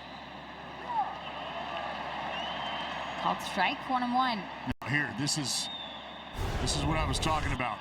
What do you got? I got him. I got him. I got him.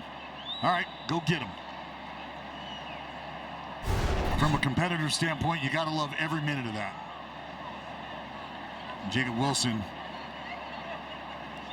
grabbing Mackenzie Gore's attention over there, the step off.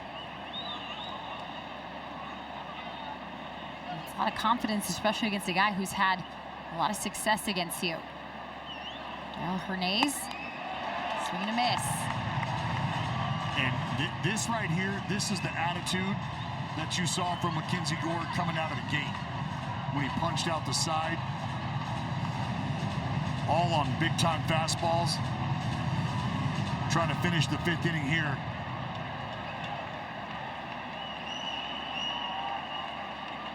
He sticks with the fastball here against Daryl. Fouls it off.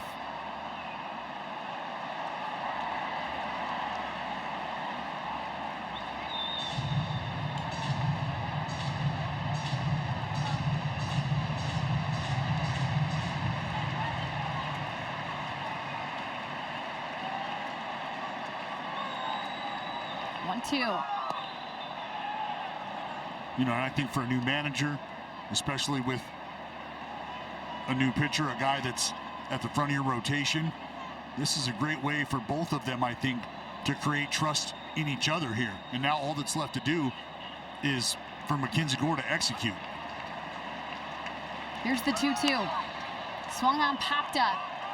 Jake Berger into foul territory and the catch. So Mackenzie Gore has to stay in, and he completes that final out that Skip Schumacher was looking for.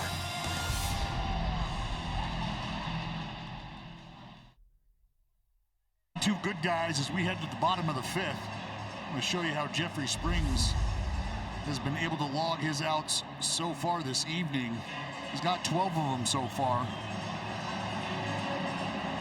And a majority of the work, majority of that heavy lifting being done with that 4-seam fastball, which, remember, was the theme the first time around against these Texas Rangers, picking up where he left off. Sam Haggerty swings at the first pitch, lifts it high in the air into foul territory. Is it playable? It is. Kurtz with the catch, one gone. How about the big fella covering some ground?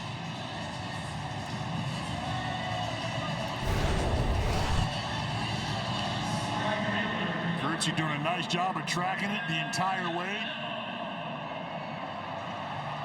Not used to being able to roam that far back at home.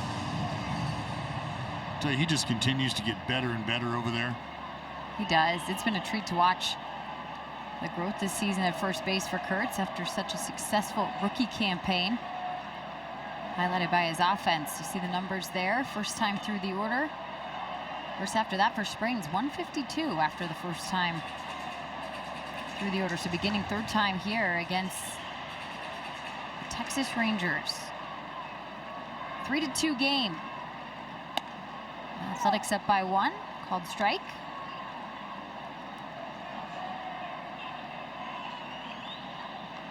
And the flight out to left field. He also had a sacrifice fly to left field.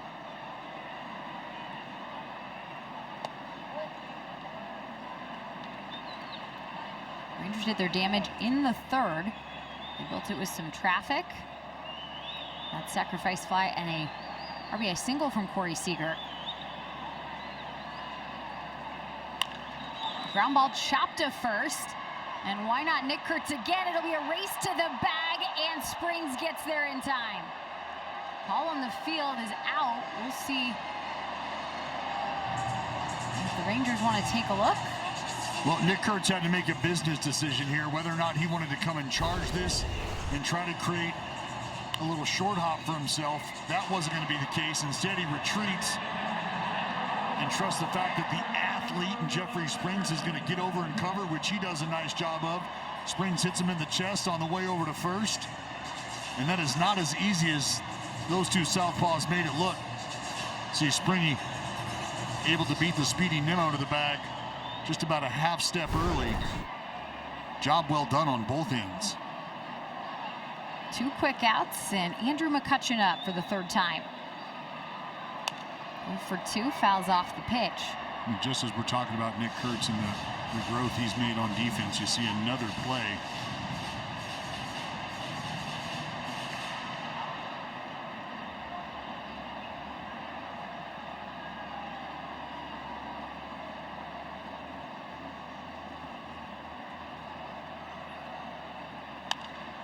Catching with a fly ball out to right. On the move is Colby Thomas, and he's going to run out of room. That'll get right above those field suites.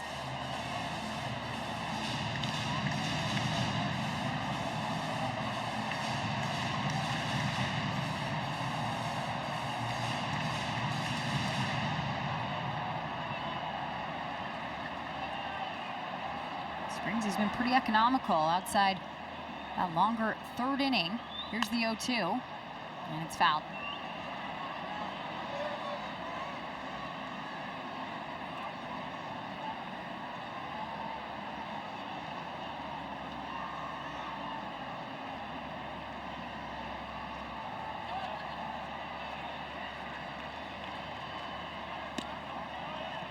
One and 2 count now for McCutcheon.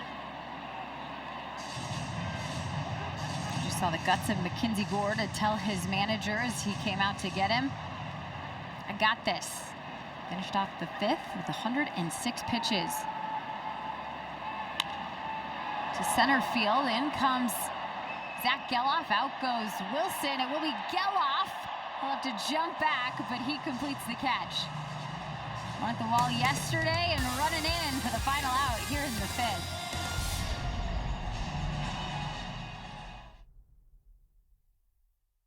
26th season, your group's best outing yet with A's group tickets. If you bring 15 or more and score special pricing plus exciting group perks all season long. From birthday celebrations to company outings, every moment feels just a bit bigger with the green and gold. Reserve your group today at athletics.com/groups. Everything feels a little bigger here in Texas, including that exterior shot of Globe Life Field. I'm always astonished when you roll up on it. Of course, Jerry's World is next door. I know you know a thing or two. You know, your name is Dallas, about the Cowboys. Wins on, and it's a 0-2 count now for Austin Wins. Cole Winn picking up where Mackenzie Gore left off, and I just want to reiterate, because I think it's good baseball, and when you see good baseball, you want to identify it, and I talked about the relationship that I know Skip Schumacher is forging with his club, and I think for Mackenzie Gore, a way that you ingratiate yourself not only with your teammates, but your manager, the rest of your staff, is showing them that you are that dog they thought they were getting. And he was able to gut out 5 innings, scattered 6 hits, few free passes, 3 earned runs across, punched out 7. 3 of those came in the first 3 batters of the ball game. And remember, it was early in the game yesterday as Austin Wins now down on strikes for the first out. But it was within the first 4 batters. A's had a 3-0 lead. So to come out of the gate the way he did, ran into some trouble, but was able to smooth things out eventually towards the end of the outing. All in all, you'll take that. You will, and I think for Gore, the importance of finishing things on a high note the 3rd time through the order. We didn't get into it too much, but that's been his bugaboo this year, right, Dallas? And why he couldn't really get through a ton of games. Batters were hitting just 167 the first couple times through the order. 3rd time he got there, 375 was the batting average, and the damage mostly done against Gore there. Able to keep the A's at bay for the 7 batters he faced 3rd time through. Geloff with a high fly ball to right. Nimmo on the run and right across the line to make the catch. 2 outs.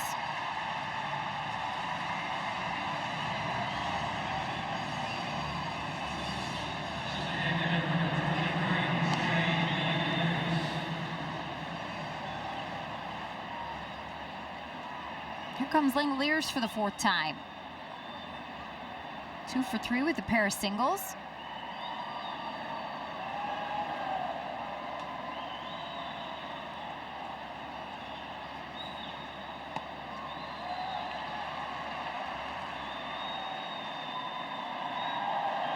What do you call a DH day for a catcher? A half spa day? I mean, well, it's no spa day, that's for sure. It's a lot of work. Get the rake out.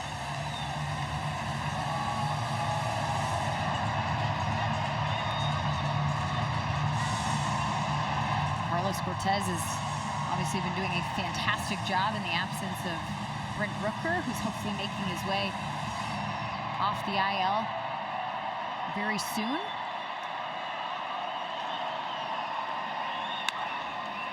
Hard hit towards 3rd. Young to a knee up and a slow roller over. The call is out on the field. A hand up immediately in the dugout. We know how quick Shea is up the line. Let's see if Kotze wants to challenge the call in the field. They will keep it moving. You saw Darren Bush say out. We'll go to the bottom of the 6th. A's have a 1-run lead, looking to hold it here in Arlington.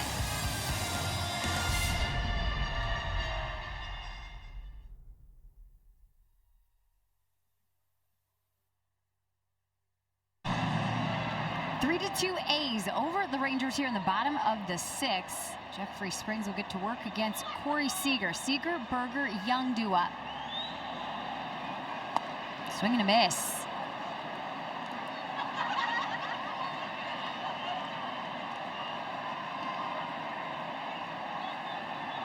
Third time up for Seager. Has an RBI single in the game. Pitch outside, 1-1. Jeffrey Springs again doing a very nice job of being fairly economical.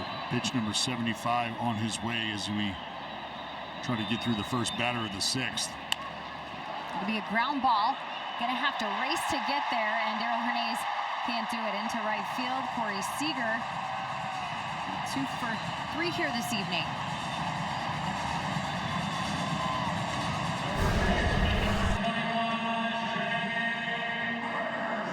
Seager tops a fastball, but you see right before the pitch, Darryl Hernandez bouncing up the middle.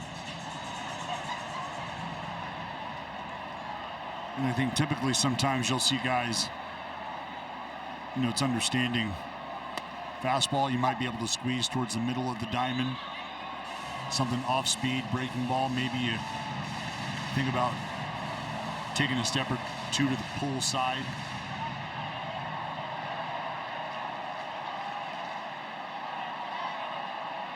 Space at second open as the defense does play pull side. High in the air for Berger, out towards left center field at the track. Soderstrom's there with the catch for the first out. Seager takes the opportunity to move up 90 feet into scoring position. Well, good base running there from Corey Seager.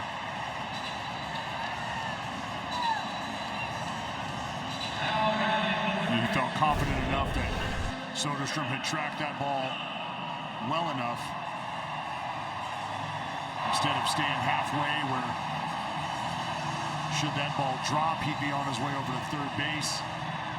He commits to going back so that he can move up in the event that that ball is secured, which it was. Here's the pitch to Josh Young. He swings at it and fouls it back.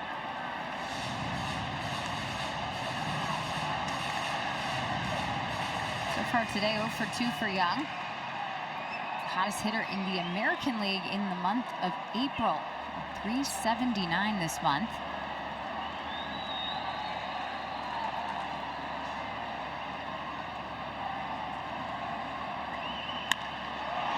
To center field. On the move is Geloff. He's going back towards the wall. Zach Geloff runs into the wall and out of room.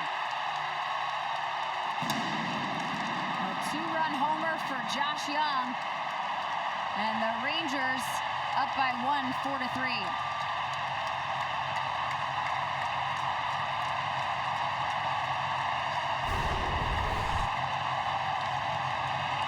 Josh Young with a great job handling this slider inner third. I mean, it takes raw horsepower to be able to take a pitch inner third, inside out it to one of the biggest parts of the ballpark the other way. I mean, for him to hit this breaking ball on the inside part of the plate, out of the yard to right field, dump it into that bullpen right center, I mean, that is impressive.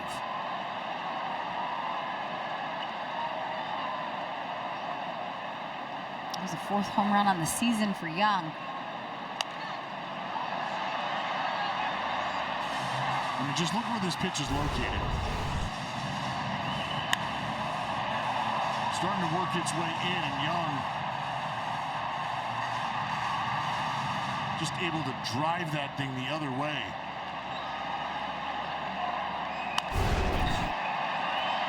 Popped up on the left side. Muncy into foul territory. Austin wins 4-2 and just out of play there.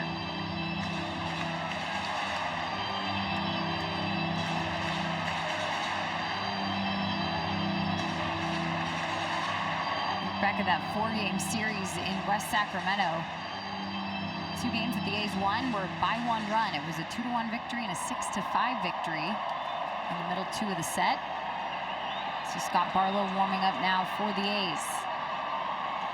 These 2 teams have been neck and neck the last couple of weeks in terms of records when they faced each other. In terms of games, a couple of outliers. A's won yesterday 8-1. Rangers won 8-1. Last week in game 1. To center field once again. And Geloff there now for the catch. 2 outs.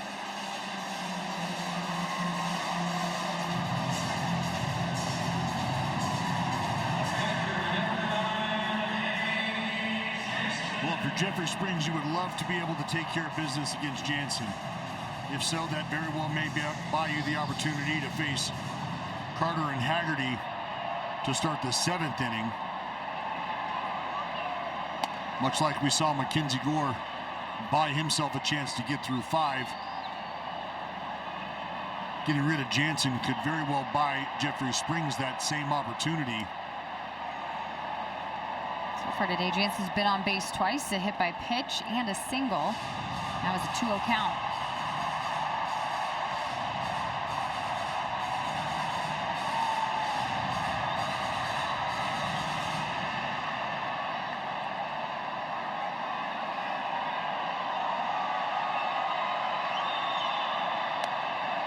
3-0.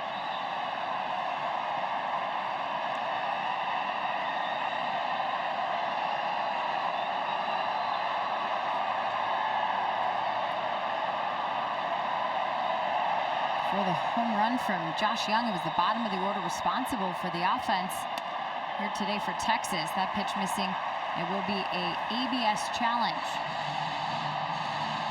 Well, no challenge. So they did wave it off, and here comes Mark Kotze.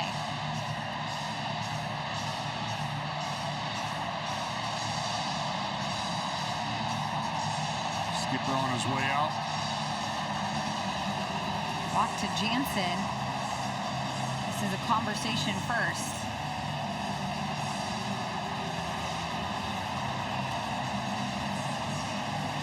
Yeah, come on, lefty, go get him. It's yours. I like it. We've seen a couple managers tonight show a lot of confidence in their guys on the mound. Jeffrey Springs talking over the home plate umpire, letting him know, hey, sorry, whatever the miscommunication was there. And I think you just saw Skip Schumacher. Well, I thought the pitcher asked for one.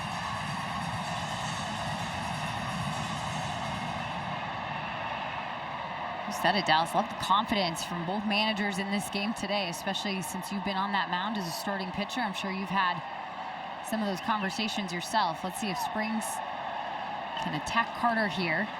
Starts with a strike.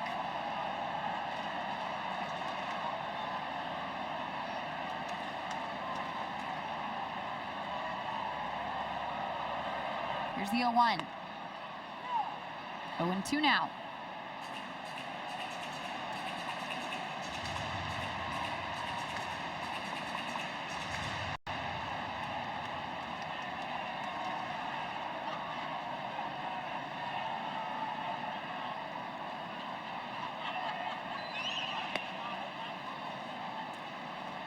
Carter coming into the ball game 0 for 12 against the left-handers. 0 for 12, 1 walk, 5 strikeouts. Springy looking to punch another ticket here.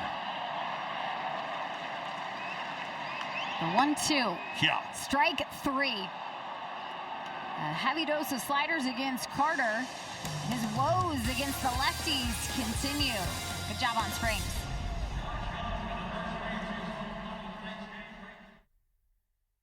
Back time now for your play of the day, presented by your California Ford dealers. Kurtzy flashing a little leather. See the big fella ranging down the right field line into foul territory, making a grab, and then he would give a little ground to take another out. A nice feed to Jeffrey Springs as he's covering first, and we've seen Nick Kurtz with a couple good plays defensively tonight. We've seen him work a free pass. And he's going to square off against southpaw Jalen Beeks here in his 4th plate appearance this evening. First pitch missing to Kurtz. He'll begin ahead. It's been a nice variety. I love that you highlight the defense. I obviously saw the offense on full display yesterday. Walks keep coming.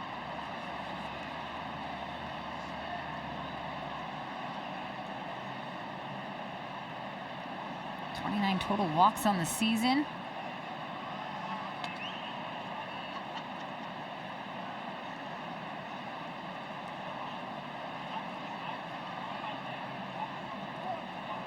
The home run yesterday for Kurtz happened on the first pitch of the game. It was his first career leadoff homer.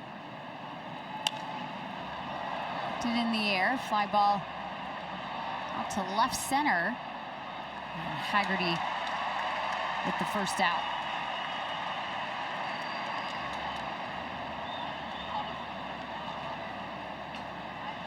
Here's Colby Thomas for the 4th time.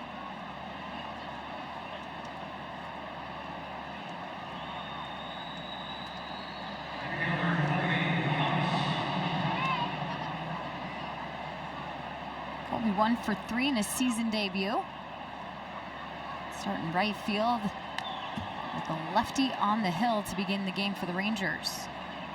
Facing another lefty now in Beeks. You see Jalen Beeks working from the same exact spot I used to work from, that extreme third base side. What got you there in the first place? Did someone place you there as a pitching coach? Did you follow someone's lead, or was it just the most comfortable for you? Well, no, I think you start to move around, you find places that you get comfortable, and as you grow, as your arsenal develops, you start to understand what your pitches look like and how they're presented. This powerful performance is brought to you by Xfinity. Colby Thomas back in the third inning, able to push a run across for the Athletics.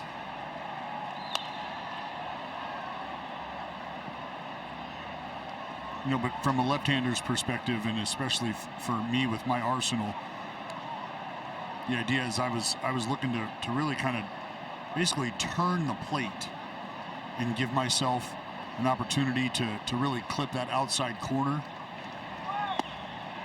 kind of just like that. Changeup gets Colby Thomas, the strikeout for him tonight.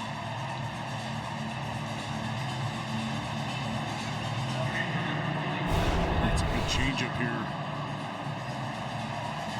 from Jalen Beeks. See this thing just kind of die out. Tyler Soderstrom will go left on left. Man will swing at the first pitch once again.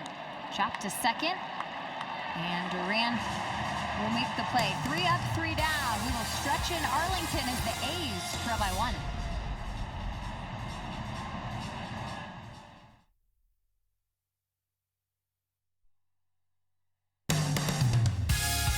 A's Baseball is brought to you by Santa Cruz Beach Boardwalk. Does it even count as spring if you don't go to the boardwalk? Buy online and save now at beachboardwalk.com.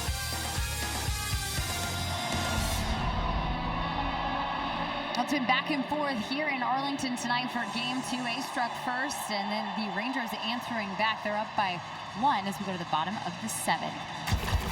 Let's get you the upcoming schedule, brought to you by Service Champions. Next week, a homestand that features the Royals and the Guardians. As the calendar turns to May, hope you'll get out to the ballpark and see the boys in green and gold get after it. Then a road trip to the East Coast. First the Phillies, and then the Baltimore Orioles over Mother's Day weekend.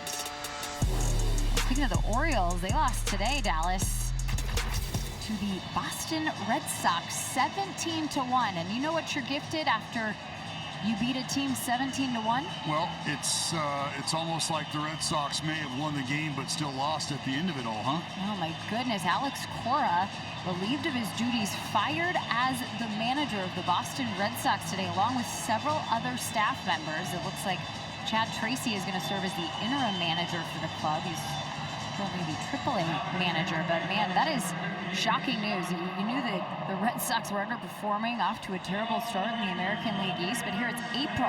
Right, it's April, which is kind of why, Jenny, I found it interesting that there's a lot of folks very closely associated with the Red Sox, I think, that had just already kind of given up on the team, which is unfortunate to see.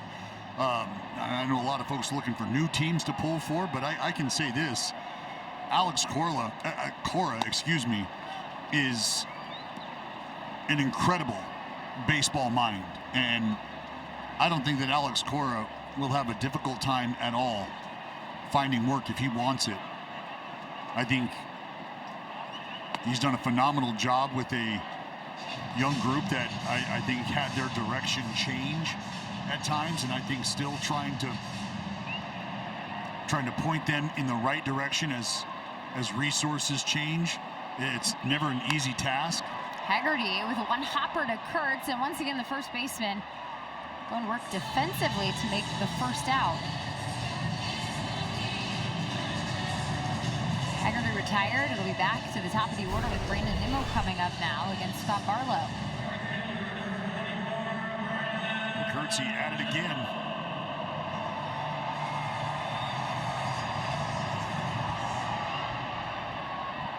Little hook and one hopper. Nimmo with the swing and a miss. Rookie of the year to Gold Glover. Too soon? Probably a little too soon. I like the vibes. Well, the A's have been giving off great defensive vibes here in the early season. Tonight marks game 27, the 17th road game for the Athletics. 9-7 when they travel away from West Sacramento. Have a 5-5 record at home. Haven't been home too much. It's the short opening weekend against the Houston Astros, able to win that series. We had one longer week homestand. Here's a one shot over to Daryl Hernandez. Well, Scott Barlow, he knows what to do. Let the infield work, and that's 2 outs.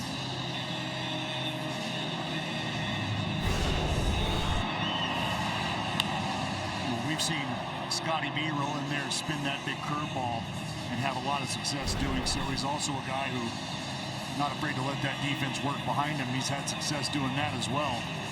A couple of early outs here in the bottom of the 7th.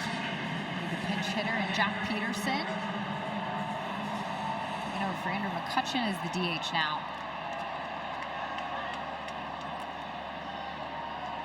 Pinch hitters for the Rangers, 4 for 27. They had pinch hit in yesterday's game. Called strike.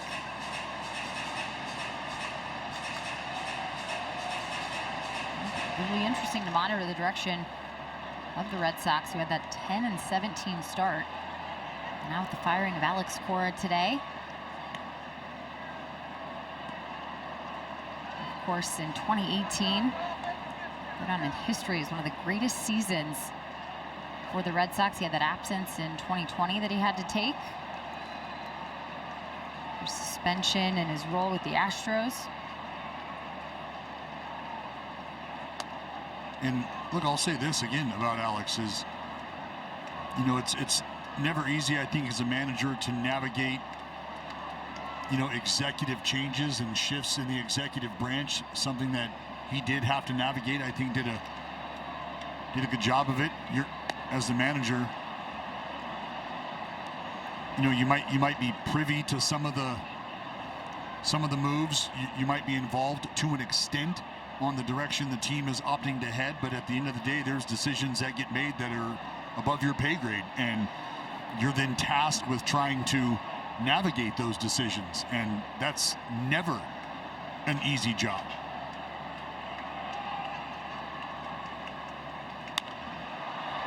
Fly ball to center field, and Zach Geloff there for the catch.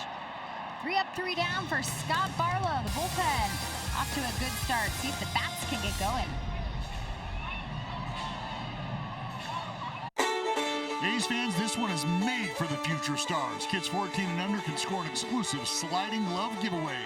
Spend a day at the ballpark on May 3rd when the A's take on the Cleveland Guardians. Plus, you can enjoy free ice cream from early arriving fans while supplies last, and stay after the final out for postgame Kids Run the Bases. Go to athletics.com/promotions for your tickets. Called strike to Jacob Wilson, as Jacob Junis now in the game. Right-handed reliever will face a big chunk of righties coming up for the A's. Ground ball to third. And Young over to first, one gone.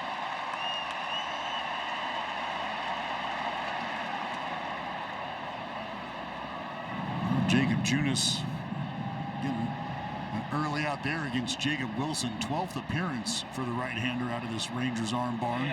2.19 ERA. And that whip tells you he's done a really nice job, been very effective keeping opponents off the bases, which is a key requirement. You're going to pitch in the big leagues in a bullpen and come into the game late. The less traffic, the better.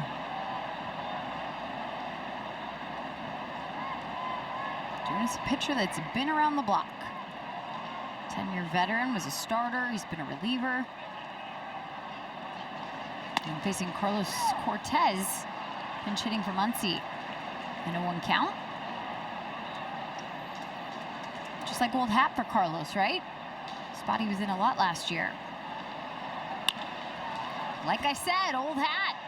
Ripping a hit into right. And Carlos is going to go for 2 as Nimmo had a hard time digging it out.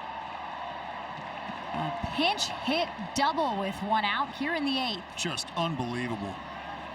When we talk about Josh Young being a hot hitter, I think it feels like the hottest hitter not named Josh Young has been Carlos Cortez.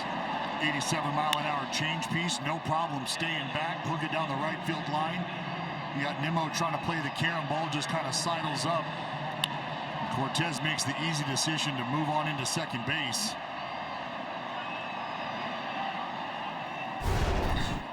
That's a 6-game hit streak now for Cortez, and to your point, the numbers reflect that he is one of the hottest hitters in Major League Baseball, at least over this last week.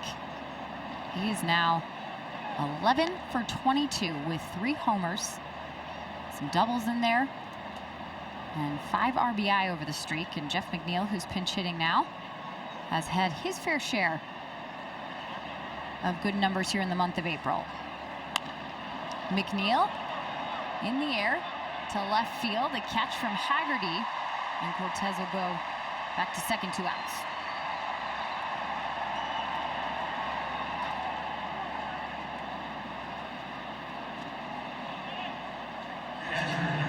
Boston wins with the last chance here for the A's to try and move the runner in scoring position. Down by 1.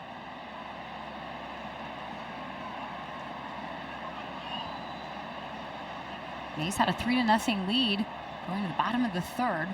Rangers found a way to answer back with some traffic against Jeffrey Springs, and it was a 2-run homer from Josh Young that did the damage to put him on top. Springs able to survive through 6, though. 6 innings, 5 hits, and the 4 runs with his battery-made Austin Wins.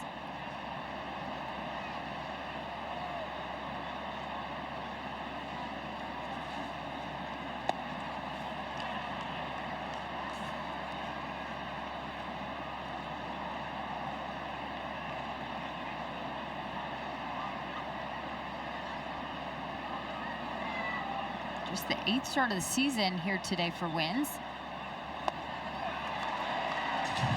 Now a 1-2 count.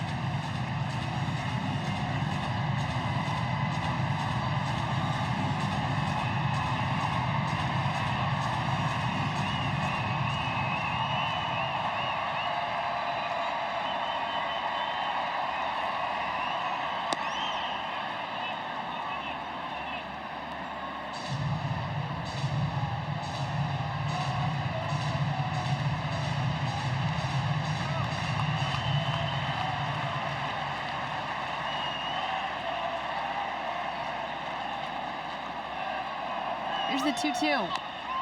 Foul off.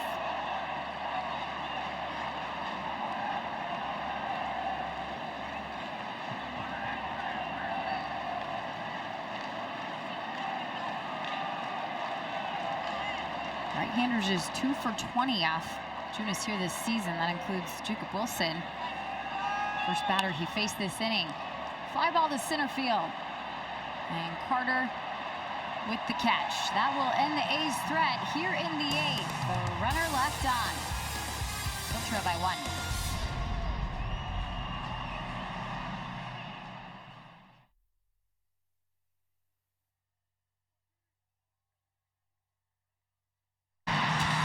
This game summary is brought to you by Toyota. It was a rematch of the Southpaws, Jeffrey Springs against Mackenzie Gore. They both gave up runs for Jeffrey Springs. Right now, being the losing end of things. Texas built a lead after the A's had a 3-0 start. And it was Josh Young's 2-run homer in the 6th that has him up 4-3. To work now out of the pen for Mark Leiter Jr. His 13th appearance so far this season. Has a pocket Corey Seager, Jake Berger, and Josh Young coming up. So gonna miss for Seager, 0-2. He's looking to put together a little rally ball here late in Texas.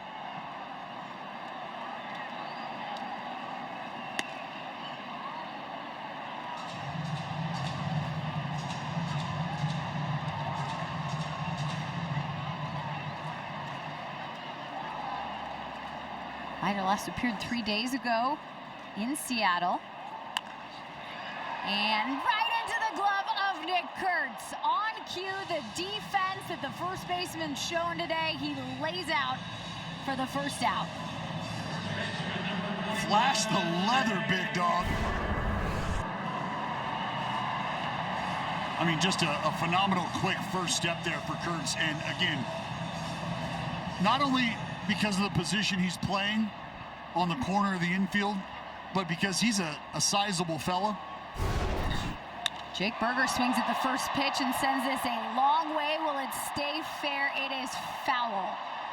That is great news for the Athletics.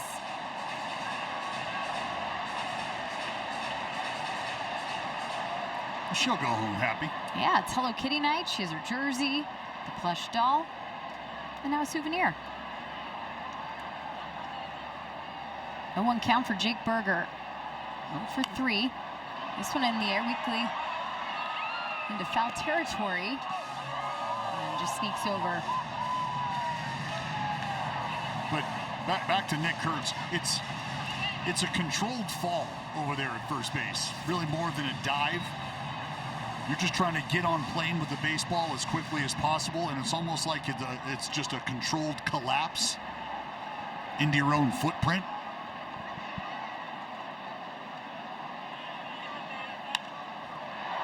To right field. That's where Carlos Cortez is now. And the catch is made for the second out.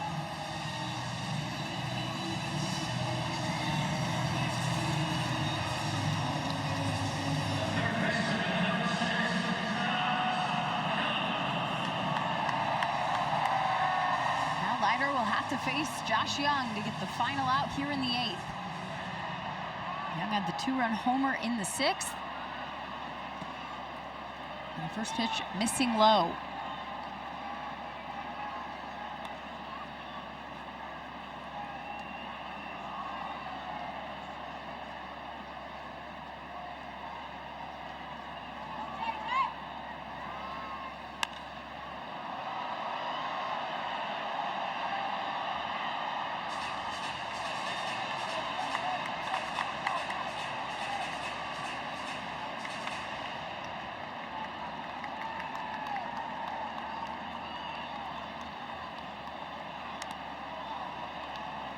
One and two now. You just saw the bullpen getting ready.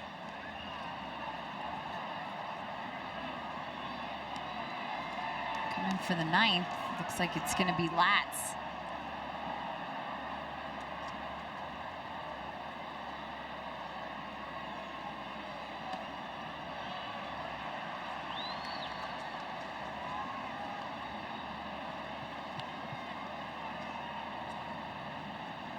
Rangers very similar to the Athletics in terms of how they utilize the bullpen. Had a variety of arms pitching in the 9th in save situations.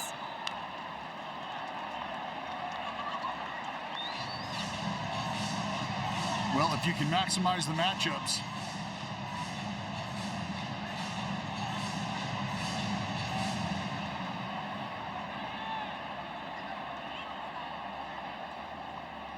Two and two. And the pitch delivered, a swing and a miss. Leiter gets Young. 3 up, 3 down, and now it is time for the Athletics to rally. They trail by 1, going to the 9th.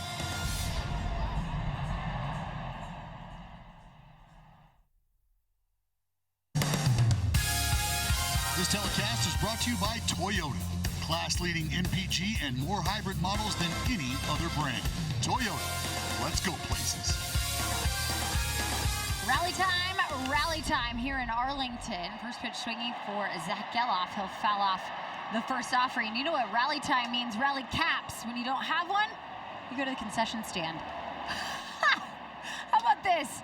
9th inning rally nachos. We showed them to you yesterday. It's a new item here at the ballpark. And Dallas, always willing to sell out. I think I've got guacamole on my ear. I don't think you have a microphone on, but you're doing your job, and we appreciate that. No 2 count here for Geloff. Oh. Oh my Yeah, there's a little cheese. Gotta eat it. I'm really proud of you. That was, wow, that was an effort. Ground ball to short. Corey Seager over to first, and that'll be one out. Lays down to the 2 final outs. It's Langoliers and Kurtz coming up. You like the way the order is there. How does the cheese taste that's still on your forehead? Well, look, my heart was in it. But you can understand why Skip Schumacher going to his lefty in this spot. He knows he's got Langoliers and then Kurtz behind him.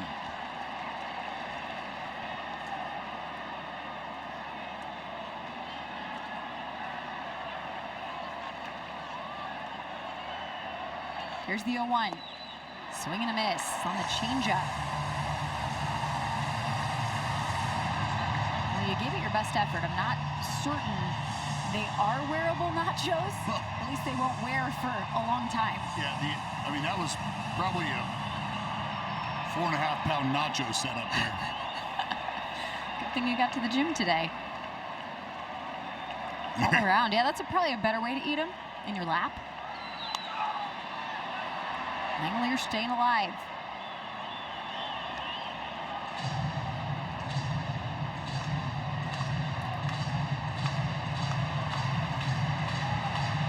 Rangers are 6 for 9 this year in save opportunities.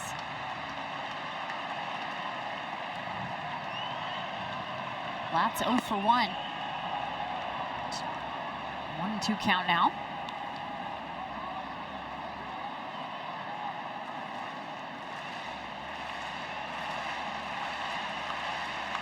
Righty's 0 for 22 this season against Latz.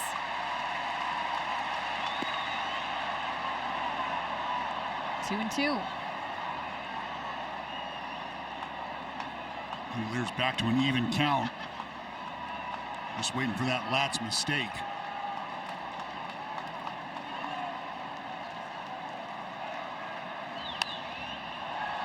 Popped up and out of play.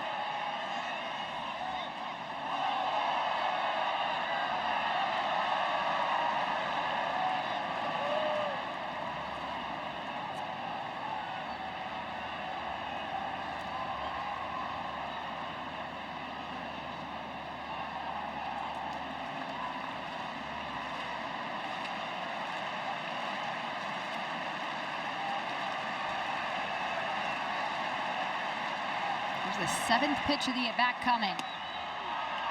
And a take will be strike 3. Curveball got Langoliers, 2 outs. Well, Shea done a great job of getting himself back into the at-bat. This curveball just stays arm side, comes back and clips that back door.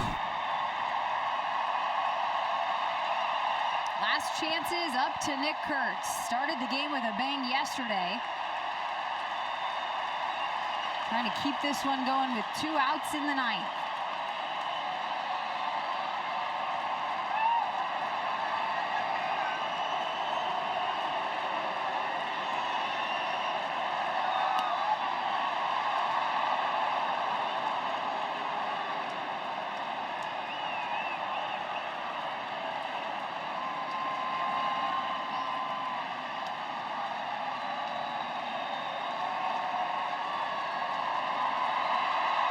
The 1-1.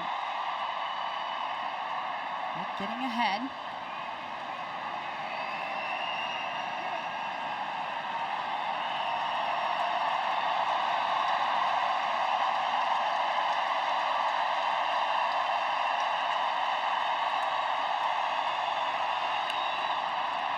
Ground ball left side. Young coming in, and that will be the final out. Rangers victorious in Game 2, a come-from-behind win. They even up the series with a 4-3 victory, setting up a rubber match on Sunday. They also even up the records once again as the A's fall to 14-13. Rangers improve to the very same record. And I think for the Athletics tonight, they were out to an early start after a tough first inning against Mackenzie Gore. They were able to rattle his cage a bit, pushed across 3, but it was the gutsy performance from Mackenzie Gore.